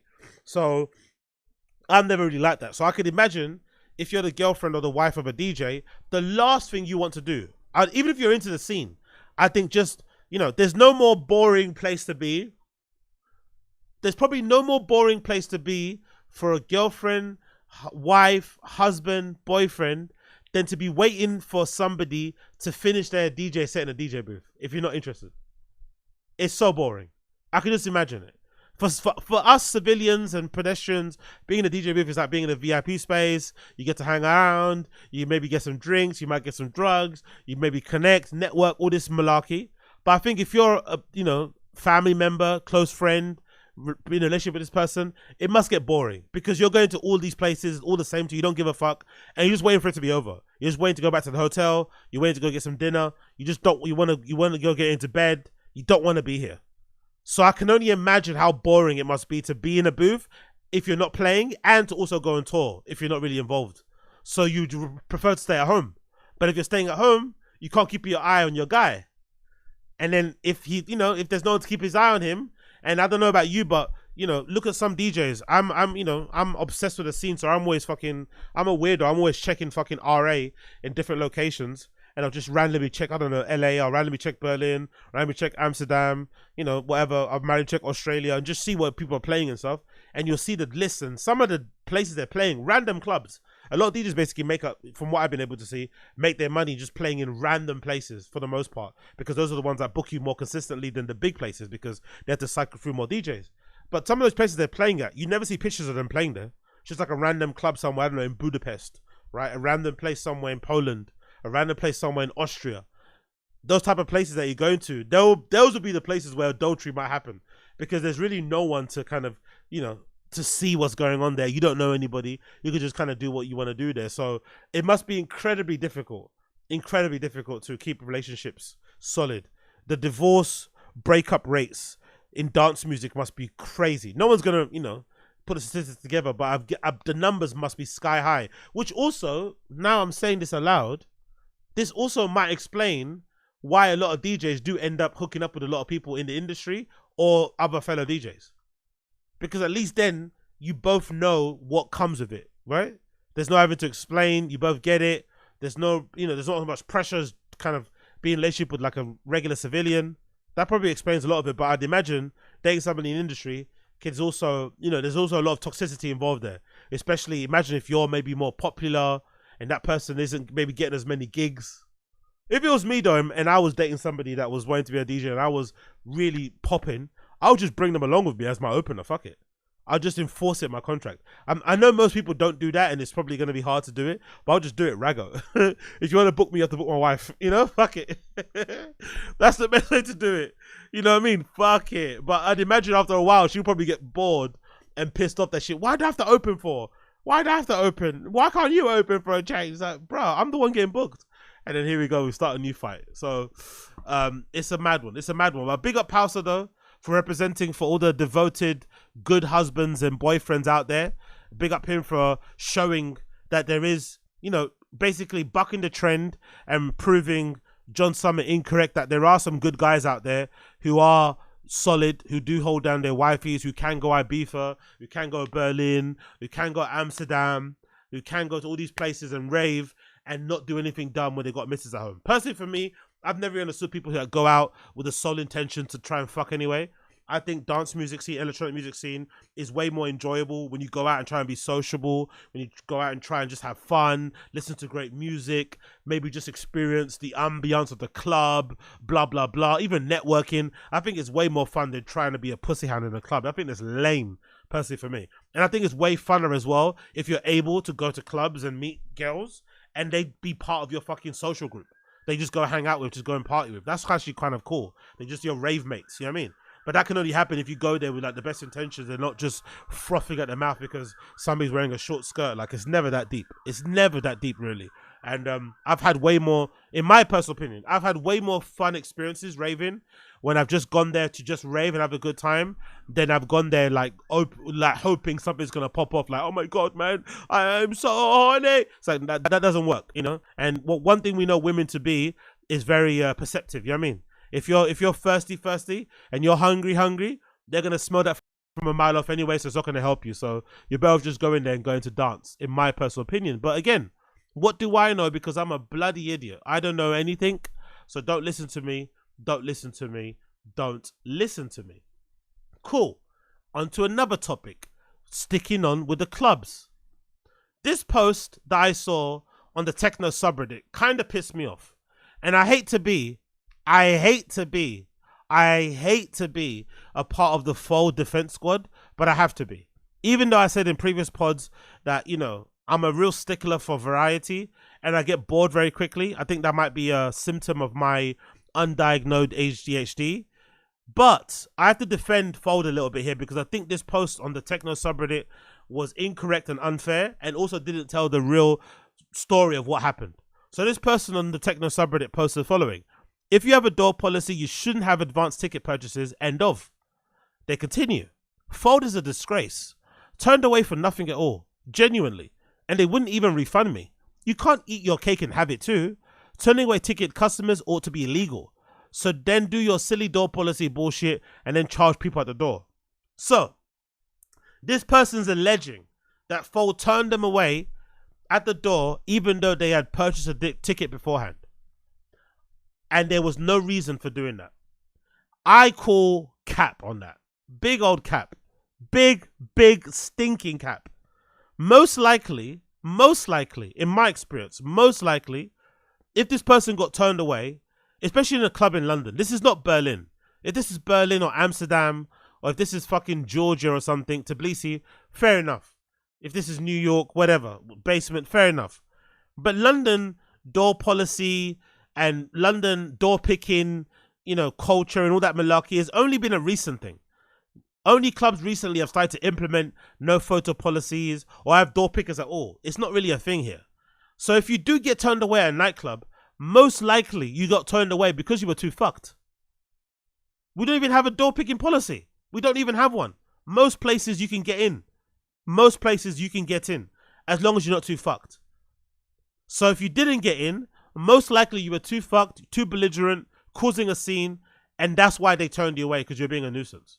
There are, don't get me wrong, Fold does have some nights where they do have increased door picking, quote unquote, but still, if you're well behaved, if you don't act like a fucking idiot on a queue, more times out of 10 you're gonna get in. Like, I can only count on one hand, and I've been going to Fold since it opened. Like, I went to legitimately the first party they ever threw there, so I've been there since it opened until the time now that we're living. So it's a long time, and I can count on one hand, and maybe on less than 3 occasions I've been in the queue and I've seen somebody get turned away. And most of the time it's because they don't have ID. If you don't know nothing about Fold are very strict. I think maybe the strictest club I've ever been to in London about ID. If you don't bring your ID, you're not getting in. Even if you're on the guest list, they don't play. No photocopies, no pictures on your phone. If you don't have hard ID on you, you get turned away. It's like a stone cold rule that they have, right? So as long as you do that, as long as you bring that with you, as long as you're not super drunk or fucked up in the queue, 10 times out of 10, you're going to get in. It's not that deep. It's not that, again, great club, but it's not that deep. It's not Berghain. Let's chill out. It's, in terms of the entry requirements and the rejection rate, it's not that high. So this person is willfully leaving out that details, and it kind of reminds you a lot of like the videos that people do on the public freak out subreddit. People like they get into an argument with some stranger and they start recording just when but they only start recording when that person's being a dick, but they don't record when they were being a dick. It's like, bro, you're leaving out a lot of bits of the story as to why this person is now shouting at you. I'm sure this just happened out of the blue, and I'm sure you don't just get turned away from a nightclub out of the blue, especially if you purchase a ticket. They're gonna try and look after you. But the fact that you got turned away most likely is to do with you not acting or behaving correctly. But this also speaks to, for me, the issue that it also speaks to the reason why most likely we would never have widespread door picking policies like some of the major, techno, dance music, whatever tourist hotspots in Europe have. We won't have it. People just won't stand for it. There is the concept of like curating a space in a particular way. The concept of like filtering who can come in or not in a nightclub is very foreign to us. We have this idea of like, if I paid for my ticket, I can come in. If I have money, I can come in. There is no idea, even in some purist heads, I think, in the scene, that sometimes the utility or the usefulness of door picking doesn't really resonate with people in London in general. People don't like it. They don't like it in the slightest. It really pisses them off. They don't. And again, I understand why, because a bunch of people like to say, oh, when you get rejected from a nightclub, it's not personal. It is personal because, you're getting rejected. But I think people don't really appreciate how it can positively benefit everybody else if there is a strict door picking policy, because as many people have said, I've said it myself, through the years I've gone to Berghain, I've gone of many of years across a number of times and shit, and in all my times going there, I've never once seen trouble, never once seen a fight, never once seen an argument, never once seen any issue in there. And most of it has to come obviously because of the law of the club and people looking forward to going in there and be on their best behavior, but a lot of it has to do with the door picking too. A lot of that to do with door picking. For whatever reason, they do a good job, those people at the door, at kind of filtering through some of the bad characters and making sure that everybody that's in there is a good egg, so that when you go in there and you're the one that doesn't get turned away, you understand it because everybody in there is cool. So most likely the people that they got turned away, maybe one or two of them might not have been cool. And really, we all know, we've all been to house parties, right? We've all been to fucking school discos. We all know all it takes is one bad egg for ruin the whole vibe. So let's not act like door picking doesn't work, because sometimes it does. So if you're the type of person that's willing to go on the Reddit and post, willfully leave out bits of the details of the story to make it look like you're the victim, clearly, they made the right decision. It's annoying, I get it, but they made the right decision. And I think the annoying part probably is when it comes to London, it feels like there is no spontaneity, right? I think I was saying that the other day when I went to Fold, actually. I was talking about, like, how annoying it is because it's not open late, or it's not open as late as it probably should be. It's open until 6, but it should be open later than that. I think, if anything, a club like Fold should be open at least until 10, in my personal opinion. I think on Saturdays at least you should be open until 10, but it doesn't. Cool. But because it's not open until late, and I think it opens at 11. There's not real option to go anywhere else. If you decide to go to Fold, you can't really go anywhere else. You can't really go to Phonics. You can't really go to Venue MOT. You can't even go to Hackney Wick, really, because by the time you leave Fold, all the other clubs, their last entry time has already passed. So you're kind of stuck there, for better or worse. Now, don't get me wrong, it's a great place to be stuck at, but that kind of takes away any spontaneity. So you have to decide beforehand where you want to go, be intentional, and then buy a ticket. And buying tickets is fucking lame. So lame, annoying, and crappy, and kind of takes the fun out of going out, because you feel like now you have to kind of go. You kind of got ticket handcuffs and shit. So I get it, but in some cases, for me, if it was me and I'd buy a ticket, I want to make sure I get in. So I want to be on best behavior. I'm not going to be drinking. There's no pre-sesh. I'm going to go there and then get on it. I'm not going to be fucked up and then I can't get in, because that's going to kill me. Because tickets nowadays, as I kind of witnessed the other day when I went to fucking Fold, all in, my ticket basically cost me £30. When you factor in my travel, because I think it was like 27 with booking fee, it was like 28, 29. But you factor in my travel, my transport there, public transport, Uber back, like it's about £30-50. So, why do yourself a disservice by arriving belligerent and drunk and fucked up? Makes no sense. Please try and be sober as much as possible when going to nightclubs to increase your chances of being let in. Who would have guessed I'd have to say that? Who would have guessed it? But here we are. Continuing on, courtesy of RA, we got this news, which I really fucking love. Big up Mochakk. Mochakk opens a new club in Brazil called OBLIQO. OBLIQO, a 600 capacity nightclub and cultural space in Sorocaba, opens on September 6th. So it's already open already. So let's read the article.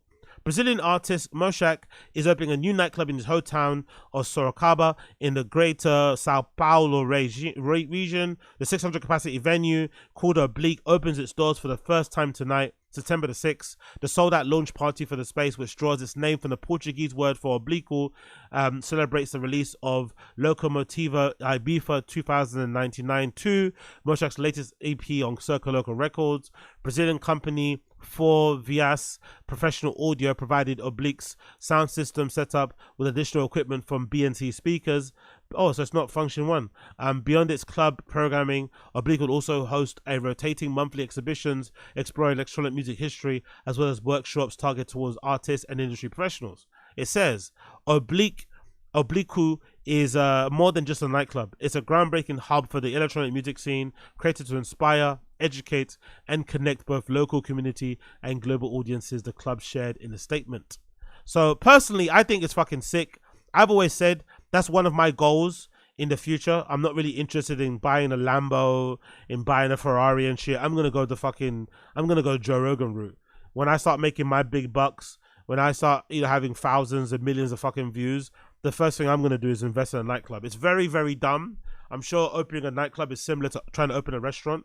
It's probably gonna fail, but I think the idea of a dance music nightclub, a nightlife fanatic opening his own club is fucking sick. And also having the ability to just book yourself continually week after week, but also be involved in the programming be able to create some lasting memories, impact your overall community, will be fucking sick. And even if it ends up lasting for a month, the idea that I had, you know, to be able to open up a nightclub in the first place is something that's going to last forever. So that's something that I'm definitely looking forward to doing. So big up Mochakk for doing it, using his fame, using the fact that he's, you know, one of the biggest DJs on the scene at the moment, and, you know, carries himself a certain way. Is fucking sick. And also I love the fact that he's doing it in Brazil. He's doing it where he's fucking from, right? In the region of Sao Paulo. He's not opening up in LA. He's not opening up in Berlin. He's not going to Paris, London. He's doing it where he's actually from, and that's something that I would definitely do, and kind of, you know, open up a nightclub, you know, in a part of London that I'm actually from, whether it be Canning Town, whether it be other places that I've lived, Custom House and shit, Beckton, all these type of places, and actually make that an institution instead of kind of going to all the hipster spots. So let's check the Instagram and see if they've got any video footage or clips to see what the inside of it looks like. I like it. It's all red, so it kind of reminds me of DC10. Soco Loco vibes. You see, I think that's Seth Troxler there, standing with him in the booth. Let's play the video. There's him in the booth. Oh no, that's actually at Soco Loco, right? I think that might be at Soco Loco. I don't think that's at the club. I think that might be the wrong thing. Let's scroll up. Okay, this is the video of the club. There we go. There's a video of the club there with the lights. Let's play the clip. Let's see what it's saying.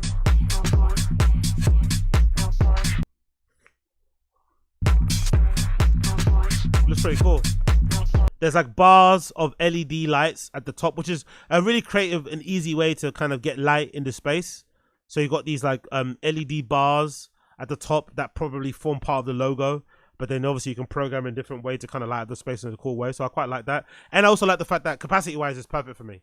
600 capacity is probably what I would go for. I'd aim to open up a club from like 300 to probably 600. That's the sweet spot. Because I feel like even nowadays there's a real lack of that size of club anyway.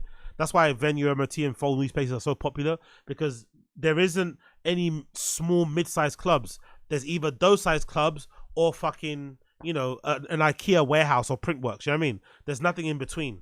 So I feel like these clubs are I think the bedrock of the scene. They're the ones that actually create the vibe and the community. These type of clubs are like 200 to 600 capacity. They're the ones that you actually are going to go to week in, week out. You'd go to blindly for a weekend just to kind of chill out, but you're not going to go every other day to fucking, you know, Printworks and shit. I wouldn't imagine anyway. If you do, you're a fucking freak.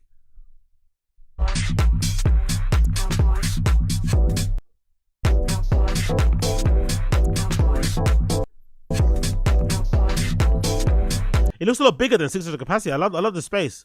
Very high ceilings. The lights obviously make it a little bit deeper, but if you look above the lights, it's kind of high ceilings, and it looks like there might be a platform at the back, which is pretty cool too. So if you're in a DJ booth, it kind of looks like the back people are kind of raised. So that looks kind of cool. I like that. And everyone's on the same level as well. And there's a big VIP back room DJ area, which is kind of cool. Which is kind of a good idea to do. Like, you could probably change it. You could probably have it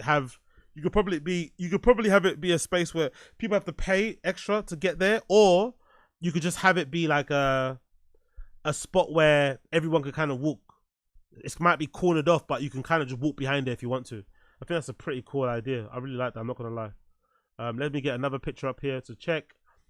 This is from Notion magazine. Maybe we have some pictures of the inside. Yeah, we've got some pictures of the inside there. You see the lights. You see the speakers. I guess these are the BNC speakers. They're not Function 1, but they're BNC. They're probably still sick as well. I've not heard of the company though. There's the thing. So I'm assuming probably local artists are performing there as well.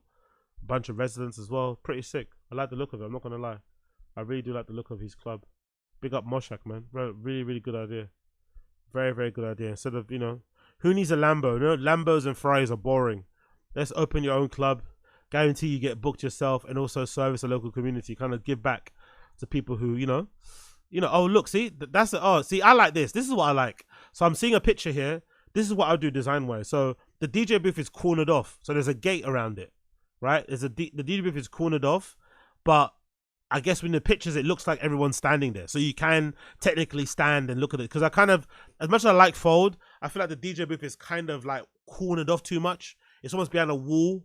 It's like a little thing itself, you know? You can't really feel connected to the DJs a little bit. I'd prefer it if there was ability to kind of see from the back, or to kind of feel like they were with us. I feel like the DJs are kind of like in their own little, it's almost like they're in like their own little booth they have like a little spaceship, and you're like, you know, dancing underneath the spaceship. But it would be better if we were kind of all on one level. So I do like the design here where they have the DJ booth area cornered off with a gate around it. So DJs, you know, people can't just wander in and out, but people can just stand around and kind of look. It kind of gives the space a little bit more intimacy. It makes it feel kind of clicked and connected. So I do like that design. I'm not gonna lie, I do like that. And obviously you got the DJ booth and shit. Nice to see. And also, I guess it prevents as well decks from being broken, because, you know, only people in there are DJs, and DJs are unlikely to put drinks on the top of turntables as they're playing. But regular punters, they're gonna do that shit. You got another clip here from inside the club, people dancing, having a good time, which is great to see. This might be a spot to actually add to the to the fucking list, you know. I might have to go check this out, bro. It looks like a vibe, and it gives you an excuse to go to a place like Sao Paulo, because most people go to Rio, right? You're not gonna go to Sao Paulo for the most part, but that's why techno-tourism is fucking sick. It opens up the world to you. And you might end up discovering a new genre. You might end up finding out that fucking ballet, or you might end up finding out that Brazilian funk isn't just one genre, and there's loads of smaller sub-genres. You might end up finding out that, you know, not all Brazilians like Brazilian funk. That would be fucking amazing. I would definitely have to check it out. I might have to go add this to my list of places to go and see. But it looks fucking sick. I'm not gonna lie. I'm not mad at this club in the slightest. So big up Mochakk for opening it, and me can't wait to see it IRL. Me can't wait to see it IRL. So this was just saying.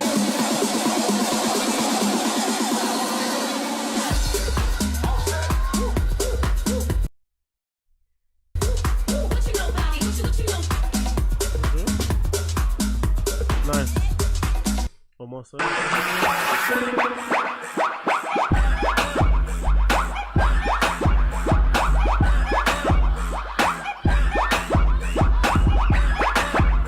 Yeah, it's literally like a cage. It kind of reminds me a little bit of like the Cause.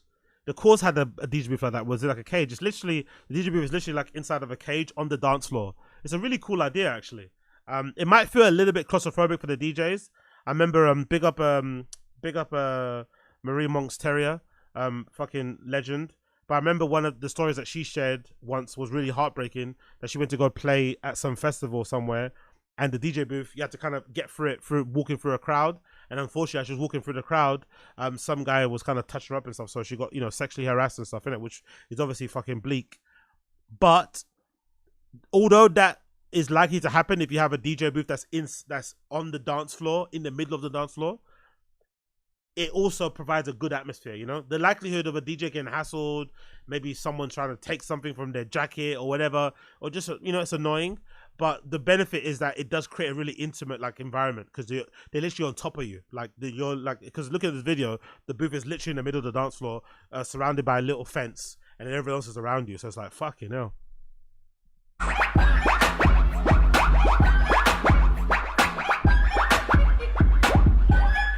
And you're allowed to use your phones as well, different, but make sure people use their phones and also skanking. So I'm all right with that.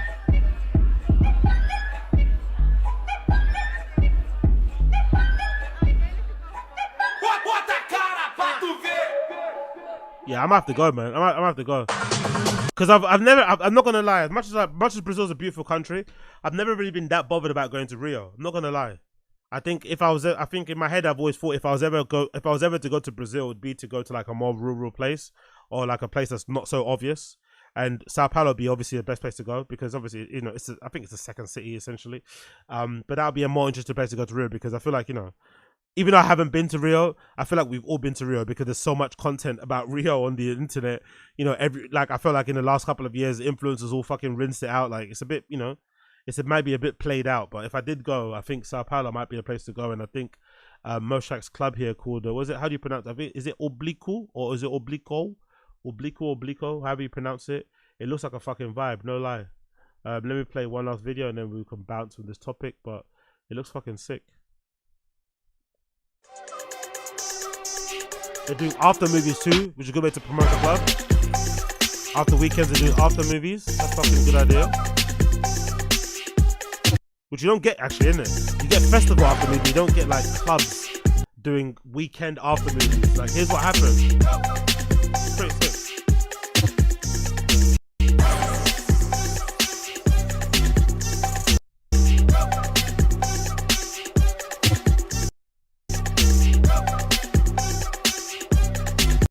Yeah, big up stream chat. I think who said it? I think Netwatcher. I'm scared of South America. Me too. Don't worry. Me too. Me too. Me too.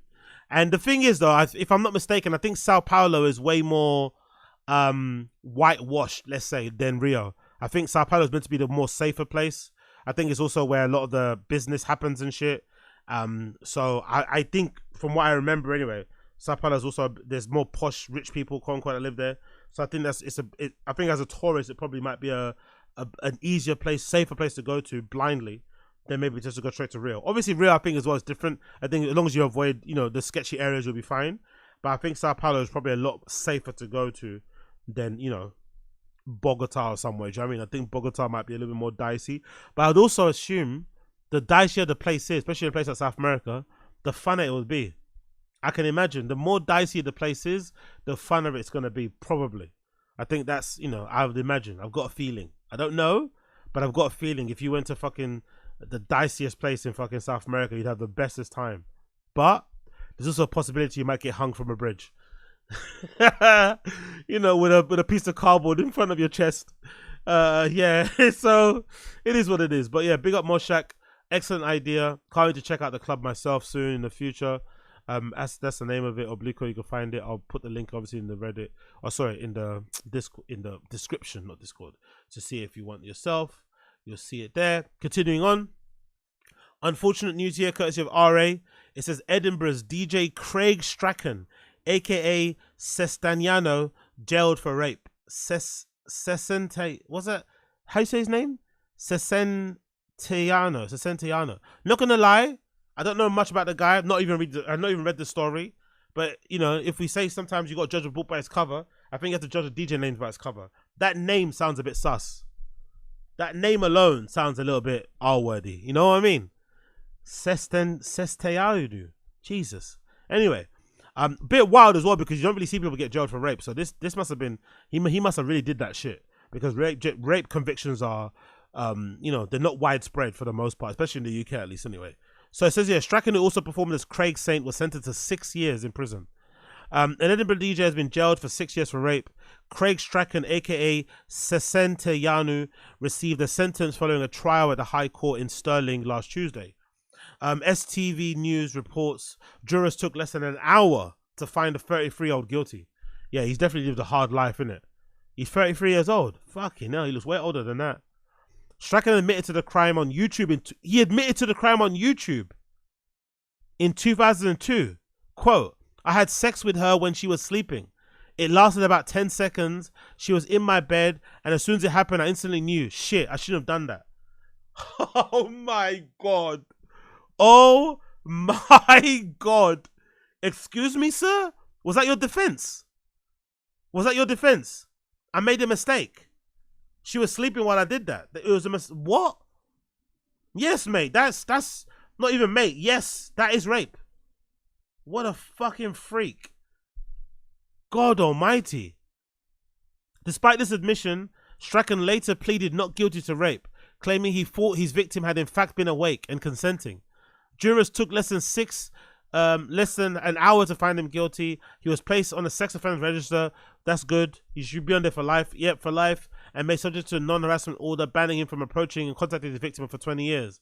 Judge Fiona Tate commended the victim for her courage for giving evidence, especially in the difficult circumstances of publicity which online discourse attracted. Strachan performed regularly at her hometown venues as Bongo Club, La Belle Angeli, the Mash House over the years. His music released through labels as New Panda Records, Craft Undergrounds, 1809 Records, and more. Recently, he adopted the moniker Craig Saint. So he's tried to move away from that name to get bookings. Was he still getting booked? Let me see. Because the fucking dance music scene is so egregious and so disgusting. Was this motherfucker still getting booked while he was on fucking trial for rape? Let's see, because when he get convicted this year, right, October. Let's see. I better not see any dates on here. I better not see him on any lineups on here. It's loading in a minute, but I better not see any lineups of this guy while he was on trial for fucking rape, because that would be fucking egregious. Let's see as it loads. We'll go through both his names too. So the one name, Sesentayuno. Any bookings? Let's see. Past. Let's click here. When's his last booking? I guess this is also not accurate, you know, whatever, because he might have had bookings under the table that weren't on here. But yeah, okay, cool. Fair enough. Booking stopped in 2019. That was the last one. August 2019. He played that event called Funk Presents in Glasgow at a place called Nice and Sleazy. Jesus Christ, what a name, you know, and what a person to book for that sort of event. And then as his monarchier, Craig Saint. Let's see the last event. Don't piss me off. 2001. Okay. Oh, that was a live stream. Okay, cool. So his career kind of was over. That's good. That's a good thing to know. Thank God the industry didn't disappoint me. Thank God the scene didn't disappoint me for once. This guy, I'm assuming this rape happened around 2019. I'm assuming, based on what's happening here. And the bookings completely stopped and dried up. And the last thing that he did public facing was a live stream under Craig Saint on the 20th of November, 2021. Okay, good to see there. But yeah, credit goes out to the victim, honestly. Thoughts and feelings go out to them. Could only imagine how hard that was to go through, especially in Scotland. You'd imagine the scene there is probably smaller than it is in London. So probably everybody knew who it was that reported him locally. Rumors being spread, people getting into your business and shit. It must not have been easy, do you know what I mean, to probably put this out there. So strength and solidarity and prayers to the victim. Hopefully they're happy now that this guy's in prison for 6 years. I don't think 6 years is enough, personally. We're going to read another story, by the way, which kind of shows you how fucked up, you know, the fucking judicial system is in general. Because I think this guy should have got 16 years or 60 years, not 6. That's way too low. But regardless, we don't get a lot of rape convictions in general in the court, so it's a good thing to see somebody getting punished for this as well. And yeah, we don't even need to go through the whole thing in it about the girl sleeping and you thought it was like, that's not consent, bro. That's definitely rape. So yeah, rot in prison. And, you know, he's on sex offender register forever anyway, so his career is basically over. He should definitely be filling out applications when he comes out. And what I wanted to say here about sentencing, look at this story. Look at this fucking story.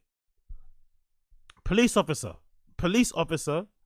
Andrew, ex-detective, gets 19 years in jail for stealing 4 kg of cocaine from work to sell in Manchester. Now, obviously, stealing and selling drugs, police officer, I get it. But this guy got 19 years for selling Class A drugs to adults who are willing to buy Class A drugs. And this motherfucker that raped a girl while she was asleep only got 6 years. You see what I mean? Yes, both are crimes. Yes, both are bad. But surely somebody that raped somebody should get way more than a guy that's selling drugs to, you know, it'd be different if he was smuggling them himself. These are drugs that he was stealing from the lockup at police stations and whatever he worked at and trying to shop them. He was a bit of a dummy. I think the story goes that he was actually trying to use the police system to find dealers and stuff to sell the drugs that he was stealing for the evidence lockup. Fucking insane. And you know how you got caught? Do you know how you got caught? I bet you do. Here's how he got caught. This ex-detective, Andrew Talbot, got caught because as he was going to go pick up his kids at their primary school, a bag of coke dropped out of his pocket. That's how he got caught. So I'm assuming when the bag of coke fell out of his pocket onto the floor, somebody from the school probably handed it in. A teacher, a parent, a kid. Oh, miss, look what I found. They went through the CCTV. Oh my God, what the fuck? Saw it was the parent and reported him to the police. The police opened an investigation and then we got where we are now. What a fucking idiot. So let's play the video. This is the police officer walking to pick up his kids at their school. And as he puts his hands in his pocket to go get something, the baggie of coke falls out. Crazy. One baggie. So one baggie of coke was the reason why. Oh no, it didn't even fall out of his pocket. It looks like it falls out it looks like he's got like a back pocket. And maybe when he's in a car driving, the thing was rising up in his pocket. And as he got up, he didn't notice that it was at the top of his pocket. And as he was walking, it kind of dropped out. But that one baggie of coke that you're probably doing daily, he then got, you know, found out that 4 kg was being stolen. Fucking crazy. Look at him. All these bags. Fucking crazy. So let's actually read the story because it's a pretty wild story. So ex-detective gets 19 years in jail for stealing 4 kg of cocaine from work zone in Manchester. Former police detective who was found to have stolen cocaine from evidence at the store after dropping a bag of white powder outside of a school, who's been jailed for 19 years. Andrew Talbot, who worked for the Greater Manchester Police Serious Crimes Division, was found guilty of misconduct in the public office and supply of Class A drugs last month. The 54-year-old took almost 4 kg of cocaine with a retail value of 400,000 from the storage after it had already been seized by police officers. He searched police systems. This is the real dummy side of it. He searched police systems for dealers to help him sell the drugs, Liverpool Crown Court heard. I'd imagine, again, I don't know much about the police. Fuck the police, right? But imagine the police have pretty advanced, computer systems that probably log in any login of a system where you can find details of criminals and shit. Probably. And I'm assuming those logins are probably sent to somebody to look over and to make sure everything is kosher. To make sure you're not looking at somebody out of hours, you're not some sort of vendetta, it's not some sort of fucking vigilante thing, right? I'm sure that happens. So to use your own computer, probably your own login, to try and find connects to sell this stuff to is insane. But it also maybe shows the desperation that he was in. Maybe he wasn't actually trying to be a big time drug dealer. Maybe he was just feeling like he wasn't being paid enough. He wasn't getting enough overtime. And he was legitimately just trying to make some extra money. And he had, because he's not a bad guy, he has no connection with the criminal underworld and had no idea how to sell this shit. Maybe he doesn't even drink. Imagine that. He probably doesn't even drink. Doesn't even know what pubs to go to. Has no idea. How do I because I think a lot of people say it all the time, right? People say all the time when those videos go viral of bricks of coke washing up on a beach somewhere randomly. People are like, oh my God, if that was me, I would have found it and kept it. Because you hear a story of some person finding a bag of drugs with the bricks of cocaine that got, maybe fell off a boat somewhere and they handed it to the police. People are like, oh, I would have kept it. Kept it and did what? Kept it and did what? Do you know how destructive a brick of coke would be if you're like a casual weekend user? It's going to destroy your life. You're going to probably lose your job. You're probably going to lose your family off that brick of coke if you take it home. You probably won't have to keep your hands off it. And if you want to sell it, where do you go? You find a brick of coke now at the back seat of a bus somewhere. Where do you go? How do you sell that? What do you do with it? Do you use it? Okay, you lose everything. Cool. Do you try and sell it? Where do you sell it? Who do you go to? It's a lot harder than people probably think it is, I'd imagine. So he was probably panicking, looking in the system, trying to find somebody. Like, or even Googling, how do I sell cocaine? Like, what? What an idiot. So he should be in prison for his lack of intelligence in that regard, especially as a police officer. Talbot, who had a cocaine addiction, so he was using it. Oh shit, fucking hell. Supplied the stolen drugs to criminals. As a result of his greed, insignificant quantity of cocaine was put back in circulation on the streets of Manchester, said the judge. To be fair, it is kind of disgusting thinking about it, actually. It is kind of disgusting to go pick up your kids at school and you're high of coke. It's kind of disgusting to be going to pick up your kids at school and you just done a couple cheeky bumps in the car before you're going to pick up your daughter or your son and stuff. And this was like a primary school. So most likely, I bet you as well, because primary school teachers are observant, nosy fuckers. I bet you the teachers probably had their eyes on him anyway. I bet you, especially kids. Kids can't lie too, right? So kids, my dad's always, my dad's, how come you say, my dad's always sick. He says it's all right. What do you mean your dad's always sick? He's always blowing his nose. He's always sick. My dad sometimes when he's sick, he gets like white powder on his nose as well to make it better. He uses this white powder. White powder? What? So I bet you the teachers probably had their eye on him for a while.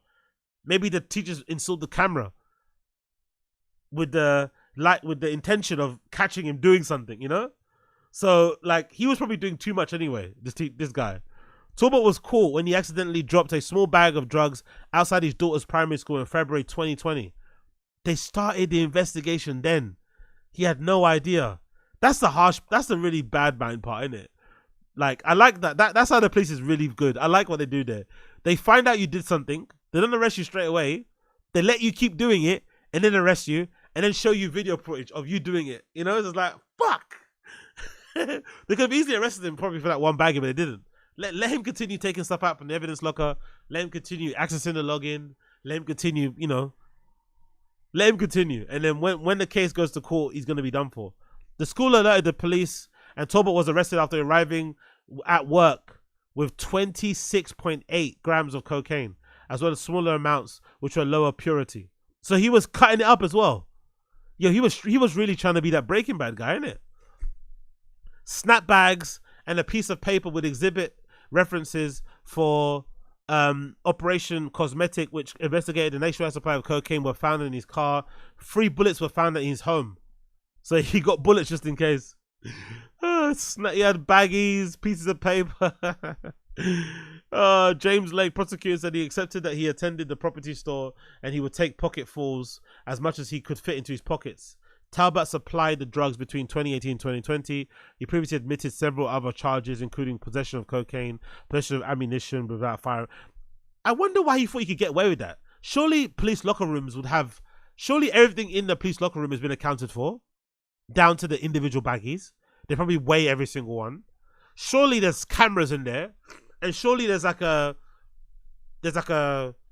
entry process, signing in, scanning your card. So it's like how do you think you could get away with that? He previously admitted to several other charges, including possession of cocaine, possession of ammunition without a firearm. Talbot was sacked from the Great Manchester Police in August 2020. Oh my God. He was only sacked in August. And he got caught doing this in 2022. They let him continue working for 2 years, claiming a salary. Yo, the police are real pieces of shit, innit? This guy was earning a salary, working at the police, or maybe like on paid leave or something, until 2024 of August. What the fuck? That is wild. Jennifer Adams from the Greater Manchester Police Anti-Corruption Unit said after the sentencing, it was one of the most shocking cases of corruptions uncovered. The most shocking bit is that you kept him employed until August of this year. The drug stole in Talbot's evidence bag. He didn't even try and rip it to make it not look like it's open. He didn't even try and rip it slyly. He ripped it right on us. Oh my God, this guy, man. There's no place in policing for Talbot or anyone else like him, who cannot be trusted to uphold the law and keep our streets safe. We will continue to relentlessly root out those who are not fit to represent the thousands of hardworking police officers who serve the people of Manchester. He betrayed his oath to serve the public and instead became a criminal. Sentencing him on Friday, Judge Neil Fleckwick, as a result of the continuous dedicated police work, large quantities of Class A drugs were taken from the streets by officers of Grand Manchester Police. As a result of your addiction and greed, significant quantities of the cocaine put back into circulation. You deceived your colleagues and betrayed the trust that people placed in you. The court heard that Talbot conspired convicted drug dealers Keith Brent from whatever to sell the cocaine. Talbot provided confidential police information to a friend on the investigation for assault to help him recover a drug debt. Talbot had served the police for 20 years and had spent 3 years in the arms. 20-year police veteran with 3 years in the armed forces, and he threw it away all to addiction. That goes to show you addiction's a motherfucker, innit? That goes to show you how addiction can be a fucking motherfucker. 20-year police veteran threw it all away for some baggies, for some bumps and lines. God almighty, man.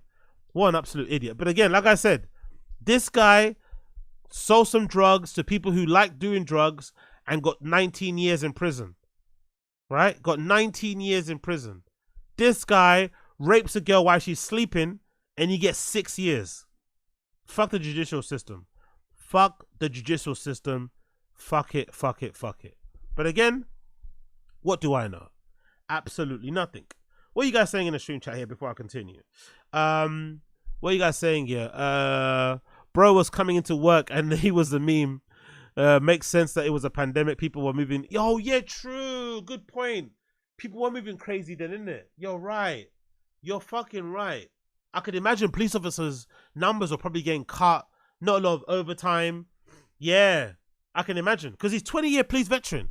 I don't think he was taking drugs for 20 years on while on a job. It probably is something that only probably ramped up or got started during the pandemic. So yeah, the pandemic legitimately fucked up his life, man. But you know, I still think the sentence is a bit crazy. AZ, 4 kilos would destroy your life. 4 kilos would destroy anybody's life. A regular civilian getting 4 kilos of anything would destroy their life. 4 kilos of sugar is gonna destroy your life. Jump on AZ Discord if you ever need to find one to chat. Exactly. Listen to Master P. South American are beautiful, so it's crazy. Big up King Bayo. AZ, what do you do if a kilo of cat wash up in the shore while you're walking on the beach? Can you start trapping? If a kilo of cat, I'd keep walking. I don't have the benefit of the doubt some people have. I'm black again. My issue is that my skin color would fuck me up, so I'd be thinking straight away, and I'm paranoid, and I'm also, I've grown up in the hood, so I don't take those things like, there's some money on the floor. I'm not picking that shit up. There's probably a sting. So if I was to see something wash up on the beach while I'm walking there, I think it's a fucking undercover operation. Somebody's watching me through a fucking zoomed lens somewhere. I'm not picking it up. I'm walking by it. Let somebody else pick it up. You know what I mean? Not for me. I'm not taking part in that shit. I can't take those chances. Because I'm definitely gonna get, that guy got 19 years. I'll definitely get 49. I'll definitely get 49 years.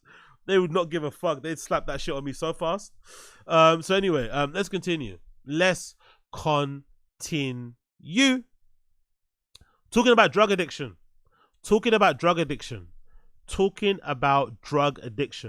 R.I.P. Liam Payne, man. Liam Payne had multiple drugs in his body at the time of death, says sources. So obviously I'm assuming they've done the toxicology reports. They've already done the cause of death. They found all that out. And now the more details are being made available as to how he died and obviously what was circulating inside of him at the point of death. And, it's something that we've all kind of understood and known. I don't think it's come as a surprise. But let's read the article anyway. It says toxicology test results are providing some insight into Payne's tragic death. A partial autopsy found that the former One Direction singer, who died at 31, had multiple substances in his system when he fell to his death from the third-floor balcony of his hotel room in Buenos Aires, Argentina, on October 16th. The substances include pink cocaine, a recreational drug that typically is a mix of several drugs including methamphetamine, ketamine, MDMA, and others, as well as cocaine, benzodiazepine, and crack. An improvised aluminium pipe to ingest drugs was also found in his hotel room, according to sources. Payne's body will remain in Argentina until autopsy is complete, the sources also told ABC News. So what we expected, really, because in recent months, I feel like, I'm not really familiar with Liam Payne, but I felt like I was seeing him more and more on my timeline, and every time I kept seeing him, it always was like people poking fun at how cracked out and druggy he seemed. Oh, police are coming. Every time I saw a video of him, whether it's on a red carpet, whether it's him doing an interview on a podcast, every clip was somebody saying, oh my God, look at this guy. He looks fucked. He looks super high.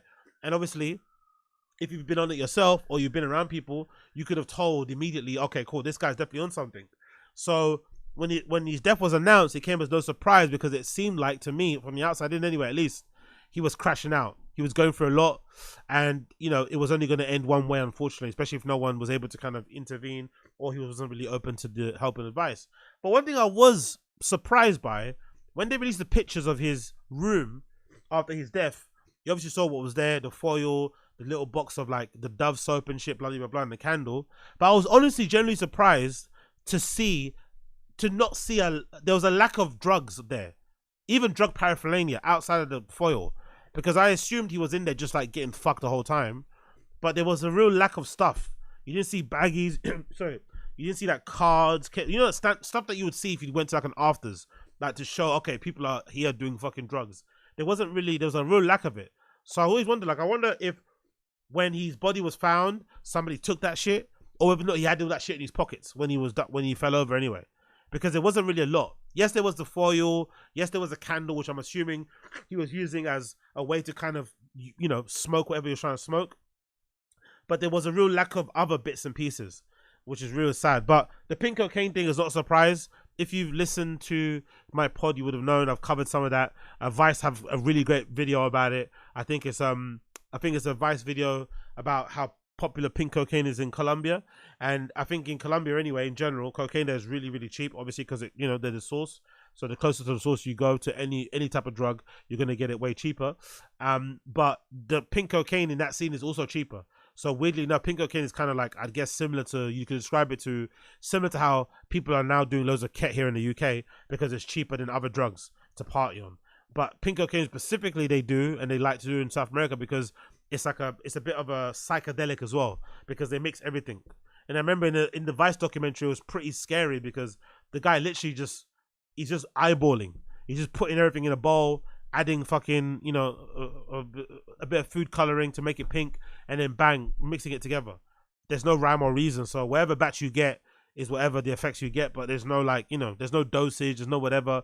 It's not measuring out. It's just mixing all this shit inside and kind of doing what needs to be done. So a lot of the kids there are really into it, especially the kids that listen to dance music and stuff.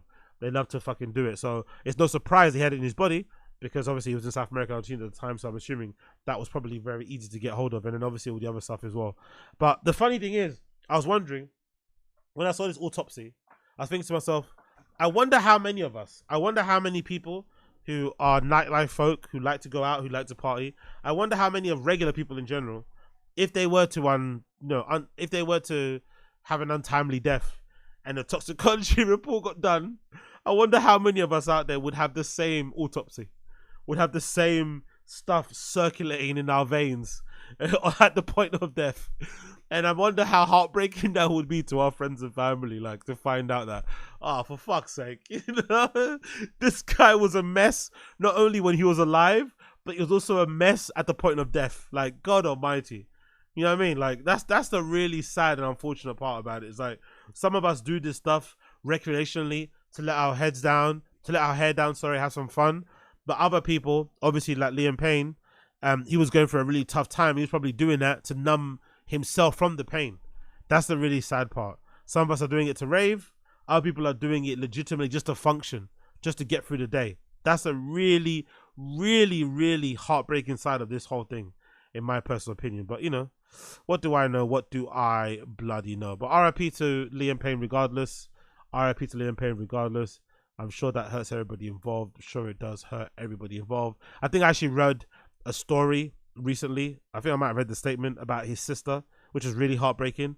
His sister made a comment, like a line, something like, oh, he died, and she was trying to find pictures of him to post on Instagram as a tribute, obviously.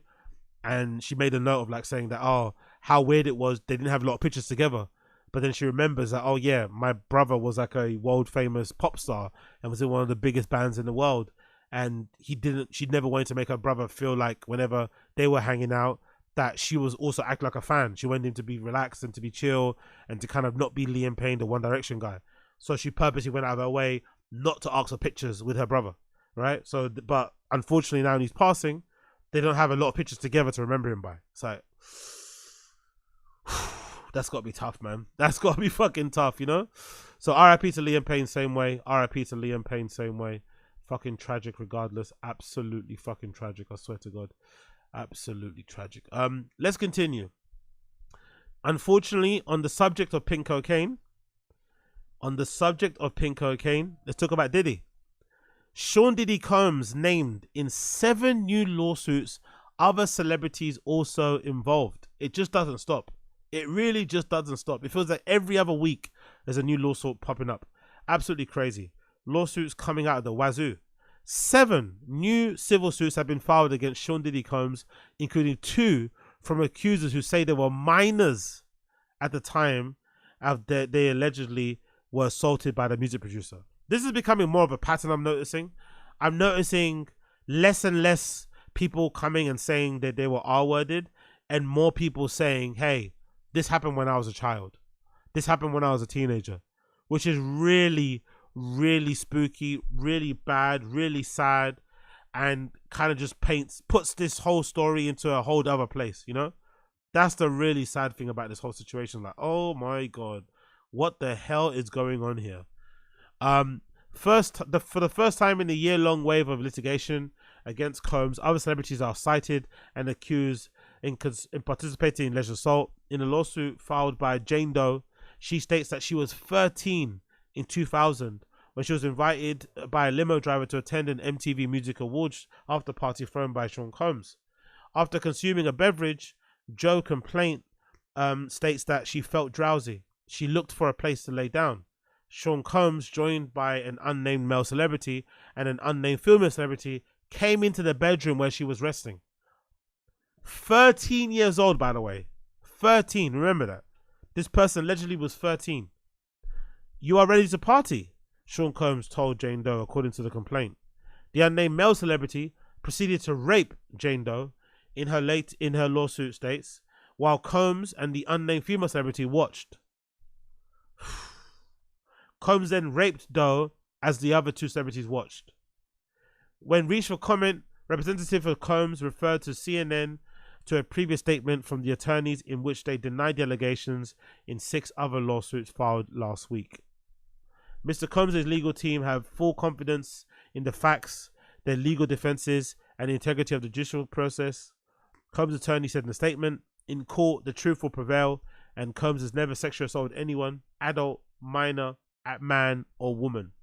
The newest lawsuit, 5 of which were filed in federal court in New York City, 2 in the New York Superior Court on Monday, include allegations of rape, sexual assault, sexual harassment, battery, and false imprisonment by Combs between 2000 and 2022. All alleged instances occurred at parties that were allegedly hosted by Combs. 3 plaintiffs are women, 4 are men, submitted as either Jane Doe or John Doe, but all one alleged that they were drugged by Combs. Another accuser states in her claim that she was 17 years old, aspiring artist in 2002, when she was allegedly drugged at a party and sexually assaulted by Combs, who offered him a drink and assured Doe he could make him a star. Monday's lawsuits join others against Combs filed last week by Houston attorney-based Tony Busby and co-counsel Andrew Van Arsdale, who previously said that they were representing at least 120 alleged victims. Absolutely wild. Like, now that it's getting to minors and it's getting into the R-word stuff, this trial's going to be dark, innit? I'm still wondering though whether it actually will go to trial. I'm still wondering if there's a potential option where he just pleads out. He takes a plea deal before it actually gets to trial, because surely he must know he's cooked, unless he genuinely believes he did nothing wrong. To take this to trial and to have all this evidence actually be, you know, because these lawsuits they're obviously keeping some things close to their chest. But if the evidence for what he's done gets presented, it's gonna be shocking, man. People seeing it, it's gonna be shocking. It's gonna be almost impossible for the jury to not see this stuff. It's just gonna be like, or they're gonna see what they're gonna see, obviously being in the jury. I don't know. Like, I'm surprised he hasn't taken a plea deal, or maybe the plea deal isn't on the table. Maybe there is no such thing as a plea deal. Maybe they're down offering him one because of the severity of the crimes. I don't know, but I'm generally surprised that he's still trying to take this to court and trying to have his day in court, despite, you know, the amount of evidence. You know, even just the freak off tapes and stuff, it's already probably damning itself. I'm not sure how they're gonna spin that. And now you've got all these lawsuits from people coming out of the woodwork. It's like, God almighty. And I'm assuming a lot of this evidence could be corroborated because some of this stuff happened allegedly at parties and stuff. So, absolutely wild. Absolutely wild. I don't know why he doesn't just plead out, but I guess in this situation, you kind of just have to let it, you know, you have to go right until the end and wait until things kind of go the way it goes, I guess. But Jesus Christos, one absolutely crazy time we live in. One absolutely crazy and shocking time we live in. Anyways, moving on. Let's talk about some DJ stuff before we end. So, this is sad news. So for me personally, selfishly, and I'm hoping for the best for the DJ itself. This is courtesy of Oscar Mulero's Instagram account. He's the official one on Instagram. And unfortunately, for those of you, myself included, who were waiting for Oscar Mulero to play at Fold on the 30th of December, a big fan of the guy. Seen him play once, I think. No, it's not seen him play once before. What am I talking about? Seen him only play before the Stone Techno Festival that's been released on the Art channel. So check that out, the RT channel. He did an amazing set at Stone Techno Festival, which I definitely will try and go to next year. The Stone Techno Festival. Definitely a great DJ, and somebody I think who played at Berghain recently too. He's been getting rave reviews for some of his Berghain sets, and I was really looking forward to seeing him play in Fold, the Madrid, Spanish fucking artist and shit. Really amazing DJ, amazing DJ. I love his mixing style, very tactile, very quote unquote aggressive. Kind of reminds me a little bit of DVS1 with how he plays. But yeah, he was meant to be playing at Fold on the 30th of December, just him all night if I'm not mistaken. Yeah, it was meant to be, it's an Origins night as well, so they always do really good nights. So they were meant to have this Oscar Mulero all night at Fold on the 13th, but I'm assuming he's not going to be performing because he posted this update on his Instagram account regarding his health. He said, "Hi everybody, next week I'll undergo a surgical procedure that I must go through, and due to medical recommendations after the operation, I'll need to rest for a while. Therefore, unfortunately, I am forced to postpone the performances I schedule until the end of the year. Both my agency Source and the club's festivals where I was going to perform are working to find new dates in 2025, so we'll meet on the dance floor very soon. Thank you for all your thank you all so much for your support. OM Oscar Mulero." So really annoying, selfishly, that I'm not going to see him play because I'm really looking forward to seeing him play. But I guess in this situation, you got to wish the guy the best. Take care of your health. That's the most important. And don't fucking be bothered about, little fucking catty, nitty guys like myself that want to just dance, covered in fucking, sugar powder and shit. Yes, he has to look after himself. But bloody hell, man, it's so annoying. I was really looking forward to seeing him play, honestly.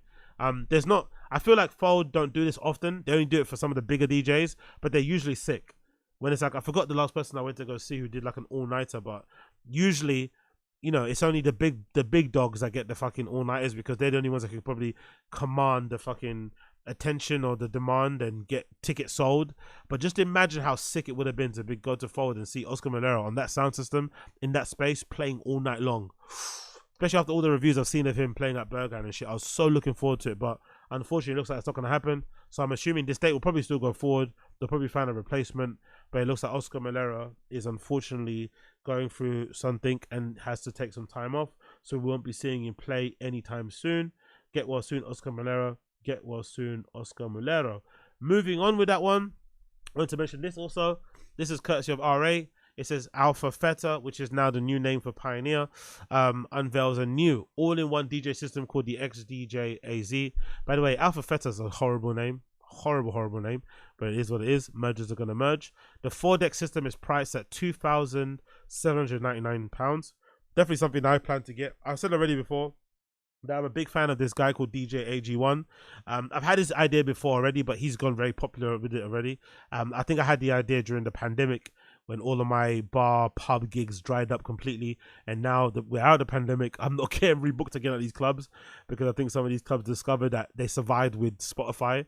That kind of is what killed it. The pandemic killed my level of DJs, right? The kind of like, if I like to say DJs are like in 3 tiers, and each tier has like 3 levels. So there's A, B, C, A being the top, C being the bottom. So I was in like C3, right?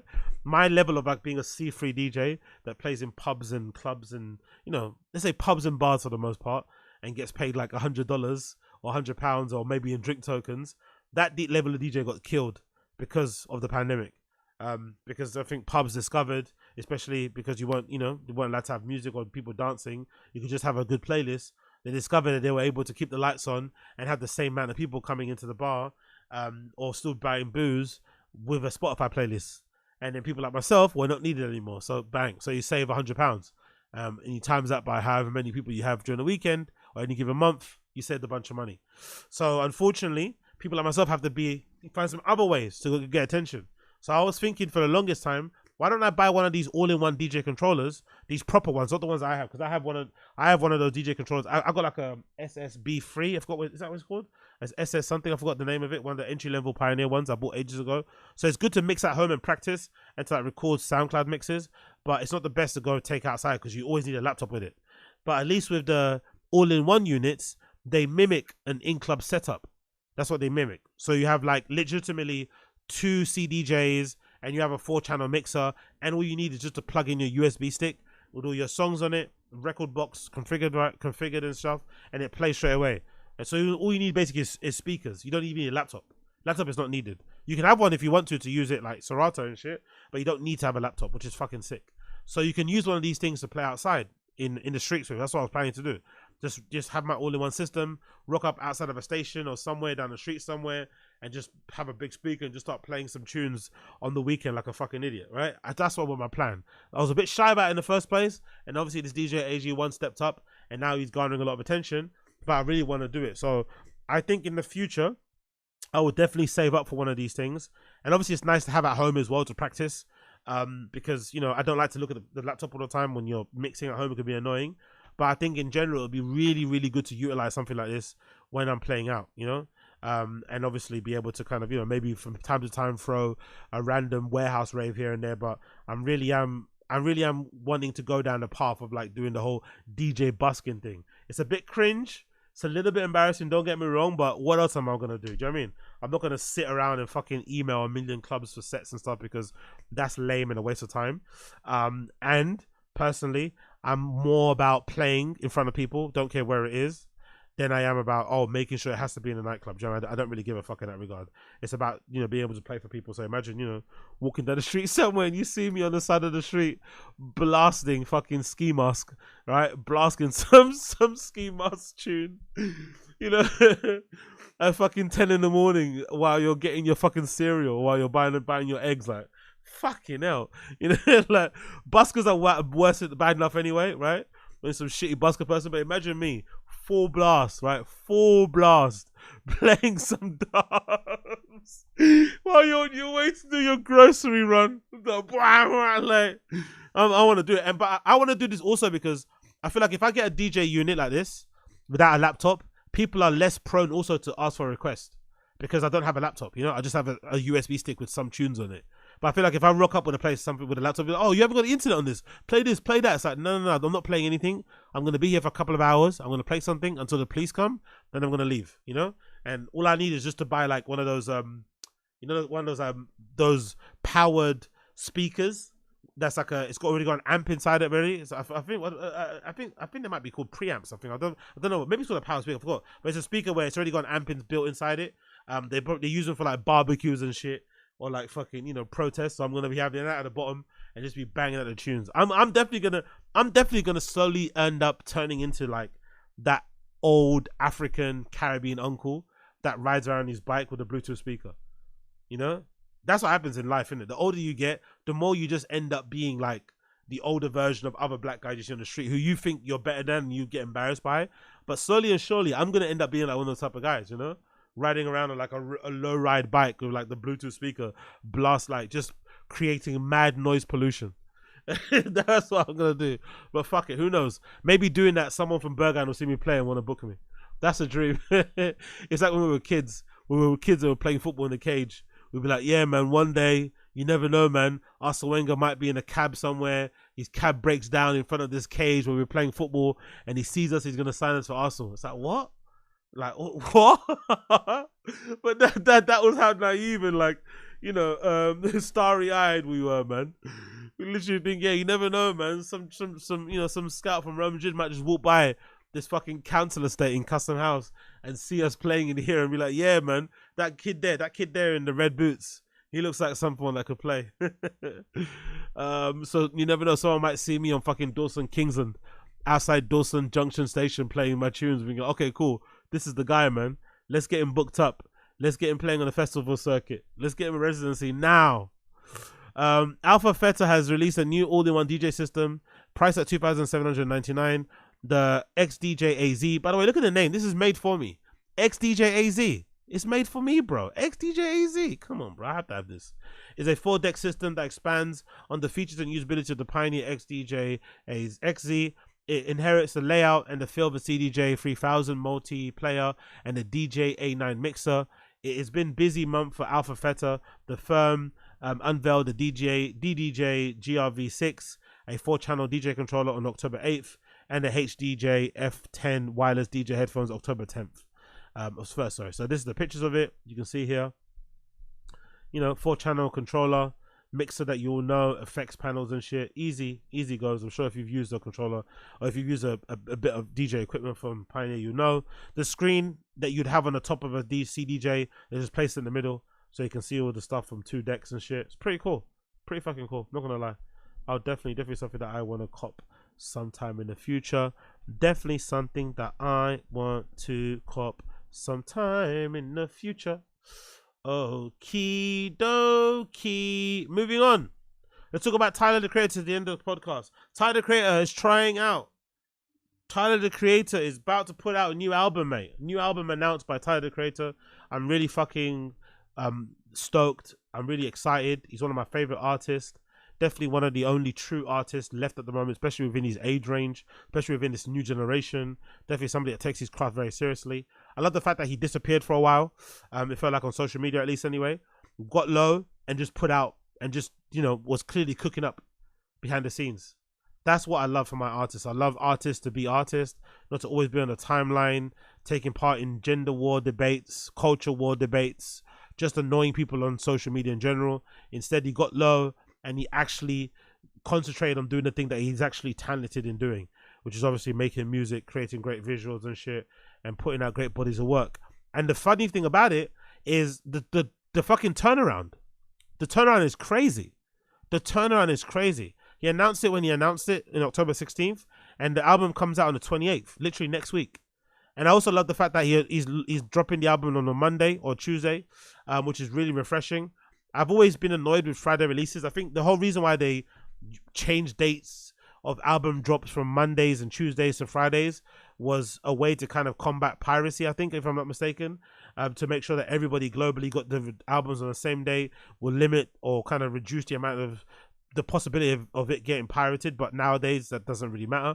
But I think for the listening experience and for the cultural critique experience online, releasing something on a Monday or on a Tuesday is far better, because we're all either at home working on our laptops or in the office, so you can actually sit down and listen to an album. Because I think, you know, me and my friend Bobby talk about it all the time about album listenings, but for me personally, when I'm listening to an album, I tend to usually listen to it in full, either on a commute to work or if I'm in a gym. I find it really hard to listen to an album in full at home. Too many distractions, laptop, phone, all that malarkey. But when I'm on a commute to work, or when I'm at lunch eating, or when I'm at work itself, I can listen to an album. So what better way to actually encourage more people to listen to projects? So I feel like nowadays people do tend to kind of, you know, do the whole playlist listening thing more so, and jump around from single to single, and don't really listen to a body of work the way it's been meant to be listened to and how it's been sequenced in a particular way, because they don't have the time. They can't really focus. So maybe put yourself in a position where you are forced to focus, and that will be by dropping the album at the top of the week. So Monday or Tuesday gives everybody at work or at home ample amount of time to actually listen to the album, and then obviously have debate around it, especially on social media. I think it's going to be perfect. You can talk about the album, you know, ad nauseum until the end of the week, and then obviously continue. And it also gives the artists a great platform to kind of have other ideas on how to promote the album, and how to kind of, you know, lock in different interviews, different bits of media, different bits of engagement, activation. All that shit can be plotted in during a week, because if you drop it on a weekend, you have to kind of wait for the following week to do your activations, or do it the days before, but no one's heard it, you know? So at least if you drop it on Monday and you've got like an album listening, or you've got a signing happening at the end of the week, everyone's going to be pumped to go, because they've had a week to listen to your album and live with it. And they can't wait to see you, kind of give you their thoughts and opinions, let you know what their favorite track is, all that malarkey. So I think it's a real amazing thing that he's doing by switching his date to a Monday. I'm assuming because he's a very popular artist, or maybe because he's independent, I'm not really too sure, but I'm assuming that he can just decide to do that. Maybe other artists don't have that luxury, but I would love to live in a world where most music, if not all music, was released on a Monday. The track itself, called Noid, I fucking love personally. He put a sample, a clip, a little snippet of it, or half the song is available on social media to check out as well. But the whole song is really sick. It's Zam rock influence, which is basically Zambian rock, which is a genre of music that kind of birthed around, I say, the 50s to the 70s. It kind of tied in loosely to Zambian independence, kind of, you know, independent sort of kind of theme type music. So I think a lot of resistance type lyrics and whatever. But I think sonically, to me personally anyway, it really sounds a lot like Black Sabbath. When I first heard this, I don't know, maybe it's dun dun dun dun, dun, dun, that kind of, those kind of first couple of notes, it kind of remind me a lot of Black Sabbath, a lot of like hard rock type of stuff. So if you're into that type of stuff, I recommend checking it out. Zamrock, fucking great genre. Some of the artwork, some of the bands involved in it, really, really sick. And they all speak whatever the Zambian language is. I don't really know it, so please forgive me, but it sounds fucking amazing. So that's what he's doing for this particular single. Knowing Tyler, the Creator, the single that he put out called Noid is no way in tune with what the overall vibe of the album is. It's probably going to be expansive and very creative and far out, and something that we're not really going to be expecting. But I love the fact that he puts out album cuts as singles first. So it's not like the obvious single tune. So we're all going to hear that together. We're all going to react together to the obvious single. But the album cuts, like the B-sides, he puts those out first, which I think is really cool because, number one, it makes you stand out because everyone, oh shit, what the fuck is this? Because some people online have been like, oh, I don't really like it because it sounds very different to what you've known of Tyler or what you've heard out there in the moment. It's not the most palatable type of music at the moment, what's currently going on. It's a little bit jarring in that respect. But once you sit with it a little bit more, it sounds interesting. It sounds like he's actually attempted to do something. Obviously the influences behind it, obviously I kind of recognized straight away, so I was leaning more to it. And obviously being a Black Sabbath fan, I immediately saw the references and was like, okay, cool, I'm down. And obviously I love to see his evolution as an artist. I love the fact that he kind of has these different personas, different aesthetics, different kind of, just type of songs in each album. He takes chances. And in general, I think being a Tyler Creator fan is just as fun as being a Kanye fan. Like it's fun because every album they drop is going to be different from the previous one. He's going to test, with apart from Vultures 2 is obviously a bit shit, but I think everything else has been stellar from Ye, and the same goes for Tyler, the Creator. And I think in general, especially with this current crop of kids, he's the closest thing we got to Ye. The closest thing we got to Ye in terms of artistry, in terms of risk taking, everything, bravery, courage, all that stuff. He's definitely up there. So I'm really curious to see how it plays out.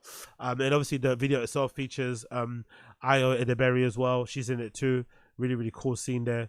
Doing what actors do in there as well in the thing. And I'm sure there's loads of things people have pulled out on the video itself, but the song itself I fucking love. I can't wait for the album to drop. The album itself is good, titled Chromacopia. So I'm assuming we're probably gonna find out the whole meaning behind this as well soon. There's probably gonna be a whole tie-in with it. The album cover is fucking sick. It features him with this, again, Zambian influence kind of haircut, where he's got this kind of like divot on the middle, and it's kind of cut into a box shape, and he's got this mask as always, really cool too. It's basically a mask of his own face, but he's wearing on top of it, but he kind of looks very somber, which is really cool as well. A flesh colored suit, and he's also got what you would deem to be like an army type of general type of blazer jacket thing he's wearing on the front in black and white. So I can't wait to see what we get from the album itself when it does eventually drop. I'm curious. People are saying that Frank Ocean might be featured on there because there's a white Ferrari featured in the video. I don't know if it looks more silvery to me, the Ferrari, but people are saying it's white, so maybe they're right. I'm not too sure, but I'm curious to see what it does end up looking like when it does end up coming out, regardless of Frank Ocean's included or not. I'm curious to see what it ends up looking like. So big up Tyler, the Creator, and that is actually my tune of the day. So definitely check that out. Tyler, the Creator, Noid, available now on all of your digital streaming platforms. So thank you so much for tuning in. This has been the Agostino Zinga Show, episode number 830, I think. Thank you for tuning in as per usual. If it's your first time tuning into the show, please make sure you like the stream down below. If you're listening via the podcast app, please make sure, if you can, you leave me a 5-star review. That would be so appreciated, so people can see that people like the show and stuff, and maybe, I might get some sponsors out here, who fucking knows. But just in general, let me know how much you appreciate the show by making sure you like it. Give me a 5-star review. Links and stuff will be down below. There'll be a timestamp as well added later on, so you can find sections that you want to go to. Email link is also down below if you want to email me, that as well. Social links as well should be in the descriptions too. All that good stuff.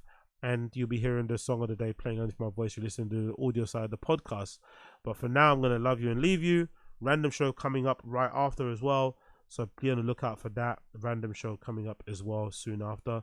But I'll love you and leave you for now, and see you guys again very soon. Thank you for taking part and being here. And I'll see you guys again very soon, my friends. Take care and be safe. Peace.